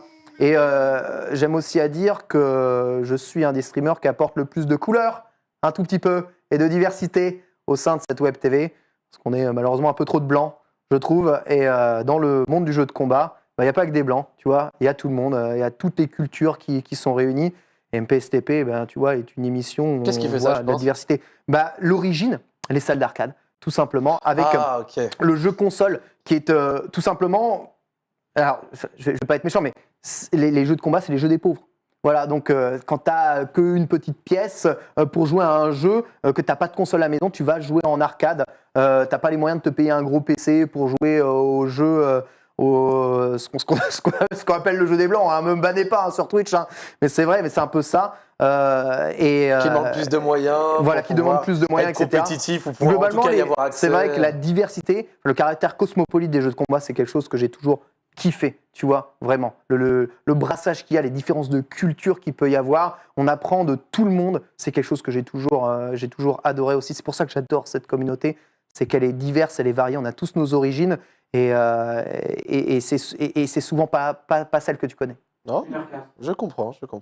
Et donc du coup, moi j'ai noté, pour faire court sans avoir à repartir à chaque fois sur toutes ces transitions, il y en a eu deux, donc de Gaming Live à JVTV, JVTV à le stream, même si tu nous as également parlé celle d'avant, juste qu'elles sont chapeautées sous la même ici. Et après cette période un petit peu compliquée que tu as vécue, mais où tu t'es accroché avec ton équipe autour pour pouvoir continuer à stream et faire tes émissions, vu que tu as fait 3 TV, c'est laquelle sur laquelle tu te sens le plus à l'aise? C'était la JVTV post-restructuration. C'est-à-dire la JVTV avec le crew, Trunks, Lame, Sylvain et moi. 2017 ou 2018? Ouais, c'est ça, avant la réunification. Puisque avec du coup le câlin ici, ça a apporté des tas de choses. Et c'est très intéressant de travailler au sein de cette structure. Mais c'est évident, on a moins de liberté au sein de jeuxvideo.com pour faire ce que l'on veut, prendre l'antenne comme on veut. On a énormément gagné avec cette réunification, notamment on a beaucoup plus d'intervenants qui viennent aussi du stream, qui peuvent venir après dans les émissions. Ça a apporté énormément de diversité. La qualité des streams audio, des plateaux, tout ça, tout a level up, tu vois. Mais en termes de modularité, tu vois, JVTV gardait ce petit côté artisanal qui était assez sympa, que je continue d'essayer d'apporter, même si, comme je t'ai dit, moi ce que j'aime bien, c'est faire, l'E3 avec jeuxvideo.com, c'est-à-dire être ultra carré, les conférences, les machins, analyse, bidule, moi j'adore ça, hein. C'est vraiment le travail journalistique. Le 3, ça se voit, c'est un peu ta drogue. L'information, le divertissement, mais l'information, du fond. Toujours du fond. Il faut qu'il y ait du fond dans les trucs. On peut déconner, on peut, s'enjailler, mais il faut qu'on ressorte d'une émission, on ait appris quelque chose. Sinon, j'estime que j'ai pas fait mon travail. Tu vois, il peut y avoir, parfois dans le lunch play, il peut y avoir 4000, 5000 viewers. C'est à la fin, on sort du lunch play et juste on s'est marré, on a déconné sur 3 vidéos et on n'a rien appris. Franchement, je sors et je suis déçu, tout le temps. Franchement, s'il n'y a pas un intervenant qui m'a appris quelque chose, j'estime. Et ma vision de YouTube est exactement la même chose. Je regarde rien sur YouTube si c'est des streams pas informatifs. Les vidéos de déconne, fit machin, truc bidule, j'en ai rien à foutre. La seule chose que je vais chercher sur YouTube, c'est des vidéos qui m'informent de choses. Des tests de produits ou des vidéos sociales qui m'apprennent des choses. Mais c'est ma seule consommation de YouTube, avec des matchs de jeux de combat évidemment, mais qui composent mon divertissement. Je suis très peu de YouTubeurs. Je comprends. T'es pas trop un consommateur de contenu YouTube. De contenu drôle, fun, fit. Par exemple, LOL. du coup, des Nota Bene, des Doc7, des Je sais même pas qui c'est. Non, tu connais pas? Je sais même pas qui c'est. Ça, par contre, c'est des vidéos informatives, tu vois. Je sais même pas qui c'est. Par exemple, après, c'est sur d'autres thèmes. Ça peut être de l'histoire, ça peut être de la géographie, ça peut être. Ah ouais, je vois. Mais c'est des vidéos qui peuvent m'intéresser, ça. Ça tomberait en tout cas dans le carcan de choses. Mauvaise connaissance de YouTube. Tu sais, je suis un des pionniers YouTube. Mais je connais très mal YouTube. Moi, j'ai vu arriver du coup Ponfétude, ensuite après Le Joueur du Grenier, ensuite après Bob Lennon. Et c'est rigolo parce qu'avant, tu avais un système de charts sur YouTube qui classait les gens. Et tu vois, et au départ, comme j'étais tout seul, tu vois, j'étais en haut, puis ensuite Ponfétude est passé au-dessus, puis tu avais Diablo X9 qui nous a tous dépassés, puis ensuite le JDG est arrivé, il a explosé tout, Fred est arrivé là, et puis ensuite tu avais Bob Lennon qui est arrivé, et je me disais, mais c'est qui tous ces gens? Et j'ai commencé à regarder leurs vidéos, et JDG, j'adore. Et j'espère qu'il arrêtera jamais de faire ce qu'il fait, et de la façon dans laquelle il fait, parce que je suis beaucoup plus client de ce genre de produit sur YouTube. Drôle, mais aussi informatif, bien écrit, Que bien les produit. Fit et Fun qui dénonçaient que dans des sa Fit et vidéo. Fun. Voilà, les Fit et Fun, Ok, je déteste. Pour un néophyte comme moi, je vais me permettre une question comme ça.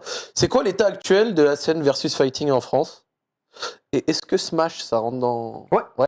Donc, est-ce que Alors, l'arrivée d'un Smash a changé les choses? Alors toi, tu dis versus fighting. Versus fighting est un terme qui n'existe pas. Ok. C'est un terme inventé par Capcom pour mettre le genre juste sur leur jaquette, tu vois. Ils mettent VS fighting, Ok. ça voulait dire le genre de jeu de combat par opposition. C'est quoi un jeu de combat par opposition? C'est des jeux de combat où tu te fais systématiquement face, où tu n'as pas une liberté de mouvement. Ok. Tu vois, voilà pourquoi c'est versus fighting. Donc tu vois, Tekken, Soul Calibur, Street Fighter, c'est versus fighting. Dans Smash ou dans Naruto, tu as une liberté de mouvement en arène, c'est plus considéré comme des jeux en opposition versus. Mais ce sont des jeux de combat. Donc on parle de jeux de combat, l'univers des jeux de combat. Alors, autant c'est pour mieux. moi, je vais dire jeu de combat, du coup. Non mais j'utilise, c'est moi qui ai popularisé versus fighting, c'est de ma faute, hein, my bad. Mais l'univers jeu de combat explose en ce moment. C'est de plus en plus suivi, il y a de plus en plus de monde, les cash prizes sont de plus en plus hauts. Smash porte le truc très très haut. Street est un petit peu en baisse, mais Tekken monte. En France, Dragon Ball a tendance même à relativement exploser, Dragon Ball Fighters. Globalement, je trouve que sur Street Fighter, on vit la première récession de Street Fighter depuis l'ère Street 4. Parce que ça fait des années qu'il n'y a pas eu un jeu, qu'est-ce qui se passe? Non, juste le jeu plaît moins, divertit moins, je pense. La scène intéresse moins les gens. Il y a d'autres jeux. Il date de aussi quand, le à dernier? regarder, le dernier, c'est 2009 Street Fighter 4 et 2016 Street Fighter 5. Donc on est à la 4e année de Street Fighter 5. Tu ne penses pas aussi qu'il y a peut-être une corrélation du fait que 4 ans après la sortie du jeu? Non, parce que de 2009 à 2016, Street Fighter 4 n'a fait que monter. Après, on était sur le boom de l'e-sport, de plus en plus de diffusion, de plus en plus de vidéos. Les gens commençaient à connaître, du coup, ça a grossi. Mais le truc, c'est que ça a continué à grossir, Ok, je comprends. même quand tout ça a été installé. Même en 2014, quand c'était facile de regarder des streams, ça continue à grossir. Avec Street 5, on voit la première petite descente au niveau des inscrits en tournoi, au niveau des chiffres de vues. Ce qui explose, c'est vraiment Smash Ultimate. Popularité du jeu absolument incroyable et une scène qui se déplace en tournoi. Et Tu dois en être ravi, du coup. Moi, évidemment, je suis très mauvais joueur de Smash et je suis incapable de commenter du Smash Bros comme des talents comme Foster, TPK peuvent le faire. Mais peux le faire quand même j'adore Smash. Hein, Tu peux le faire quand même? je pourrais le faire en tant que commentateur, en tant que binôme divertissant, tu vois, Ok. qui soit pose les questions, soit répond et intervient au Mais punchline. pas le côté technique. Après, il faut savoir un truc, c'est que je déteste commenter à plusieurs. Je déteste ça, vraiment. C'est aujourd'hui, les shotcasters, ils doivent être deux, il doit y avoir une présence de deux. Moi, mon kiff, c'est one man show solo au milieu d'une cage Red Bull Kumite, voilà, et je suis tout seul et je commande tout seul. Non pas parce que j'aime prendre le volume de tout ça, c'est j'ai un style de commentaire très radiophonique, j'explique énormément, je détaille vraiment, et surtout les jeux de combat, ça va très très très très vite. Quand t'es deux, la meilleure façon de commenter quand t'es deux, c'est ce que TPK et Foster font, c'est tu te passes la balle. Il y en a un qui commente, ensuite l'autre il reprend et il recommande une phase, ensuite l'autre il recommence et il recommande une phase. Le truc termine, et là ce qui est intéressant, c'est qu'on peut discuter tous ensemble. Mais dans Street Fighter, c'est encore plus rapide que Smash. Je n'ai pas besoin de passer la balle, ça fait 10 ans que je m'entraîne, je suis capable de commenter 5 heures en jamais m'arrêtant de parler. D'ailleurs, tu vois, malheureusement, t'as pas beaucoup de temps de parler même dans cette émission. Désolé, mon pauvre Zach, je t'ai hacké ton émission. T'as même pas à t'excuser parce que c'est ton émission et moi, j'en suis très satisfait de ce qui en est ressorti pour l'instant. Et je peux avoir un flow radiophonique qui est total. Et c'est là où je me sens à l'aise. Je me sens pas à l'aise quand il y a des ou que quelqu'un parle en même temps que moi. Okay. Je trouve ça désagréable à la fois pour l'auditeur et pour le spectateur. Après, c'est à moi. Après, c'est ta préférence. J'ai qu'à apprendre à fermer ma gueule, mais moi, je suis de l'école de ceux qui voyaient les commentateurs japonais monter sur scène et commenter, tu vois, les tournois tout seul. Donc, tu avais des personnalités solo, des Papatiwawa, tu vois, des grandes personnalités qui faisaient ça tout seul. Paris au Stunfest, c'est un commentateur solo qui fait ça sur scène. Tu vois, en fait, c'est comme un match de boxe, un match d'UFA. Tu as le commentateur qui est là et qui anime. Tu vois Dragon Ball, le commentateur de Dragon Ball. Oui. Voilà, il est là avec ses lunettes et avec sa coupe de cheveux absolument hérissante. Et il commente le tournoi à 4. Ouais. Tu vois, il est là, il commente le tournoi, il commente ce qui se passe. Bah, les jeux de combat, pour moi, c'est ça. C'est deux mecs sur un ring et un mec qui met l'ambiance pour le public. Et du coup, tu penses qu'il manque quoi maintenant à cette scène, vu que Smash, tu l'as dit toi-même, a rajouté de la hype, des gens, a ramené un nouveau monde, plus de joueurs, plus de visibilité. Moi, je me suis retrouvé à suivre des résultats de glutonie alors que j'ai jamais posé les mains sur une Switch. Les talents français, ça aide. Hein. Oui, Déjà oui, ça on est d'accord. Grâce à Joël, j'ai pu suivre Vince, joueur de l'AS Monaco eSport, sur ces tournois. Du coup, il manque quoi à cette scène à l'heure actuelle, globalement des jeux de combat pour devenir un tier 1 eSport? C'est une question très complexe. En fait, le jeu de combat est un genre qui, à mon avis, va être très difficile à être populaire. Parce que c'est ni plus ni moins que le genre le plus dur qui puisse exister en e-sport au monde. Pourquoi est-ce que c'est dur les jeux de combat? Parce que c'est des jeux solo. Tu es seul face à toi-même. C'est pas des jeux par équipe. Tu n'as personne pour te rattraper, personne pour te dégoûter, personne pour machin. Quand tu te mets dans des jeux de combat et que tu arrives sur le online, tu te fais forcément dérailler la gueule. Tu vois? Forcément. Et il faut apprendre. Enfin, c'est comme le sport de combat. Pourquoi est-ce que le sport de combat, c'est pas les sports les plus populaires du monde? Moi, la boxe anglaise, je kiffe. Tu vois, l'ultimate, je kiffe. Le kickboxing, je kiffe. La boxe thaï, pareil. Enfin, j'adore regarder des sports de combat. Le judo. Pourquoi c'est pas les sports les plus populaires du monde? Parce que mon gars, avant de devenir fort, faut se faire dérailler la gueule. Et t'es pas, en train de te passer la balle et pendant que l'autre il joue avec son ballon, toi t'es là et t'attends, tu tiens ta position. Le truc, c'est que les sports les plus populaires, c'est des sports par équipe. Parce qu'une team, ça crée une histoire, ça crée une machin. C'est dur de créer ce genre de truc dans les jeux de combat. Et autre chose, accéder aux jeux de combat, l'exécution, le temps d'apprentissage, voilà, c'est vraiment pas des jeux qui sont accessibles. Alors, en ce moment, ils sont en train d'être de plus en plus accessibles. Tu vois, et je trouve que les jeux de combat modernes sont quand même très accessibles, tu vois. Plus simple que ceux que tu jouais il y a 10 ans. Vraiment plus simple que ce qu'on joue à 10 ans. Mais avec une courbe de progression vraiment folle, et il faut se faire violence.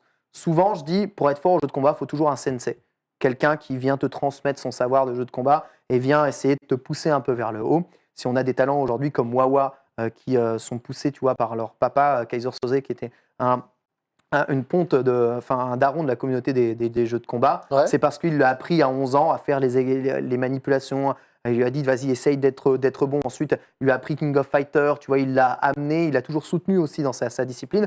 Mais tu vois, tu as vraiment une démarche de professeur-élève qu'il y a eu entre le père et le fils pour amener, du coup, Wawa, aujourd'hui, qui a gagné l'un des plus gros tournois au Japon sur Dragon Ball Fighters le week-end dernier, face à tous les meilleurs joueurs japonais. Donc, c'est pas facile, les jeux de combat, c'est vraiment pas facile. Et le problème, c'est que tant que ce sera pas facile d'accès ou qu'il n'y ait pas un moyen de te dégoûter de ta défaite, que c'est de la faute du serveur, que c'est de la faute du healer qui m'a pas soigné, c'est de la faute de n'importe qui, eh bien, c'est des jeux qui resteront une barrière. Après, j'ai envie de te dire, tu as relevé quelque chose d'intéressant, le fait que c'est vrai que les sports de combat ne sont pas les plus populaires au monde. Mais au final, ils ont quand même leur place et tu n'as pas besoin 100%. D'être le plus populaire au monde pour exister. D'accord. Par exemple, certes, c'est le football qui fait les plus grosses trucs. C'est vrai qu'on parle aussi du basket ou d'autres. Mais c'est vrai qu'au final, il y a quand même la boxe, il y a quand même l'UFC. Ces trucs comme ça ont une place, sont quand même bien, existent, ont perduré, ont une histoire. Et il n'y a pas de honte à pas être constamment dans le numéro 1, le numéro 1, le numéro 1. 100% d'accord avec toi. Donc au final, c'est vrai que peut-être que les jeux de combat ne viendront jamais au niveau d'un League of Legends, d'un CS, je ne sais quel autre jeu, mais au final, ça aura sa place, ça peut grossir à sa manière, et il n'y a pas de honte à pas être toujours le numéro 1. Je pense vraiment que le sport individuel, les trucs individualistes, aura toujours du mal face au sport par équipe. Et le Battle Royale est quand même un genre aussi quand même un peu différent. Et même en Battle Royale, je pense que le squad ou le team est préféré, je pense, au pur solo qui est trop random de toute façon. Bon, après, c'est une question très complexe. Je prétends pas avoir la réponse. On a essayé de répondre à ça. On a fait beaucoup de meurtres passants en pif. On a essayé d'expliquer comment rendre le jeu de combat populaire. Je pense qu'une des premières bases pour rendre le jeu de combat populaire, c'est de revenir au jeu de combat fun aussi en solo. Il faut que les gens s'amusent même tout seuls. Quand tu achètes Mortal Kombat, aujourd'hui, tu as du contenu solo à l'infini. Tu n'es pas obligé de faire du versus, je sais pas quoi. Tu as du contenu solo, tu as une histoire, tu as la tour, machin. Aujourd'hui, quand tu achètes Street Fighter V, tu as 2-3 défis à faire. Et puis ensuite, ton contenu solo, il se limite ni plus ni moins qu'au mode arcade qui est tout pourri. Et au mode training où, voilà, c'est du lab. C'est pas drôle, c'est pas fun. Genre, quelle est la finalité? Voilà, quand tu jouais à Tekken 3 à l'époque, si tu as joué à Tekken 3, tu avais le Tekken Ball, tu avais le Tekken Beat'em All à l'intérieur du jeu, tu avais des modes de jeu fun, des mini-jeux, des trucs comme ça. Smash, c'est un party game entier. Même si tu joues pas à Smash de façon compétitive, tu lances à 8, à 4, à 12, tu mets les objets, pas les objets, tu fais tout ce que tu sais, fun, tout le monde s'éclate, tu crées ton stage, c'est le fun. Donc évidemment que ça cartonne, c'est un jeu qui est rigolo. Il faut rendre les jeux de combat fun. Et le fun, moi je trouve le fun dans le versus, mais le grand public et le monsieur tout le monde ne veut pas nécessairement avoir systématiquement à s'affronter, à trouver ça fun. Et voilà. Et malheureusement, on n'a pas la chance d'avoir le fun du jeu par équipe qui est fun parce que tu peux insulter les darons sur le chat de League of Legends. Coucou Sardoche. Mais qui, tu vois, qui n'est pas un jeu solo. Je comprends. Bah écoute, merci pour cette analyse qui répond amplement à ma question. C'est vraiment très intéressant d'avoir l'avis de quelqu'un sur quelque chose qui le passionne et sur lequel il a suffisamment d'expérience pour avoir un point de vue plus reculé, tu vois. Donc même moi qui ne suis pas dans le jeu de combat, j'aime bien entendre ça. Et au final, quels sont tes projets à venir? Parce que tu as évoqué le fait de vouloir refaire un tournoi comme la KQ Top League. Ouais. Quelle est un petit peu la suite?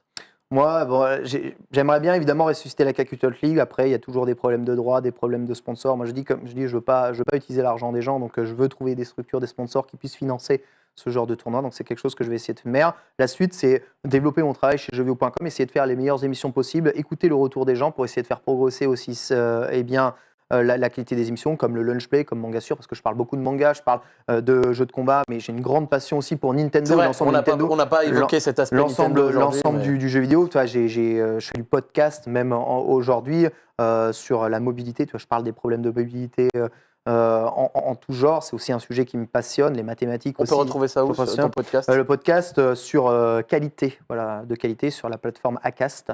Voilà, on tape Commute. K-O-2-M-U-T-E. Voilà, si vous voulez écouter le podcast. On peut voir le podcast sur la mobilité. Ça a l'air chiant, la mobilité, mais tu vois, aujourd'hui, en jour de grève, c'est un des premiers sujets français. En fait, derrière la météo, la mobilité, c'est le deuxième sujet principal que les Français évoquent. Serait-ce parce qu'ils adorent parler, que ce soit train, bagnole, comment on se déplace partout ici. Il y a tellement de sujets à aborder sur la mobilité. Ça, c'est intéressant. Donc, moi, ce que j'aimerais, c'est continuer de renforcer le crew avec jeuxvideo.com et continuer de faire les meilleures émissions possibles ici. Je veux qu'on évolue, avec les formules que l'on a, qu'on fasse quand même à la fois de l'information et du fun, toujours en proposant du contenu le plus gratuit possible pour les gens. Mais moi, vraiment, mon étape d'évolution vraiment que je voudrais, c'est devenir journaliste, vraiment journaliste à temps plein, être considéré comme un journaliste, commentateur, etc., chef de projet. Et puis, dans ma vie perso, évidemment, avec ma femme, des enfants, un appartement, ma femme que j'aime, je l'embrasse tellement, tellement fort. Je me permets également de dire un bisou à ta femme qui, j'espère, a regardé cette émission. Attention, hein. Façon de parler. Écoute, on arrive à la fin. Voilà. Ouais, mais mec, tu sais que je vais être honnête avec toi. J'ai l'impression qu'il s'est passé un quart d'heure. Pardon, désolé, je t'avais dit, je voulais bien faire l'émission. Et tu l'as très très bien fait. Franchement, on a abordé tous les points que je voulais. Et surtout, on a pu combiner de ton histoire et de ton avis sur des choses. Tu as pu nous parler de ton avis sur les dons, sur la scène. Voilà, m'insultez pas, c'est mon avis perso. Je ne critique personne qui fait ça, c'est juste mon ressenti par rapport à ce que je vis. Pas de souci. En tout cas, j'espère également que sur le stream, vous avez passé un bon moment, que vous avez passé une bonne émission. En tout cas, moi, c'était mon cas. N'hésitez pas à me dire dans les commentaires, vu que je vais refaire ma grille pour 2020, de qui vient pas, surtout qui vient, je voulais dire, qui vous aimeriez voir dans les mois à venir. Merci à toi, Ken. Merci, Zach, de m'avoir invité. J'espère que du coup, tu as passé un bon moment. Très bon moment, j'ai pas vu le temps passer. Tant mieux. N'hésitez pas à donner vos retours sur le chat et sur YouTube. Et pour ma part, je vous dis à la semaine prochaine. Maintenant, vous avez le récap week-end. À plus.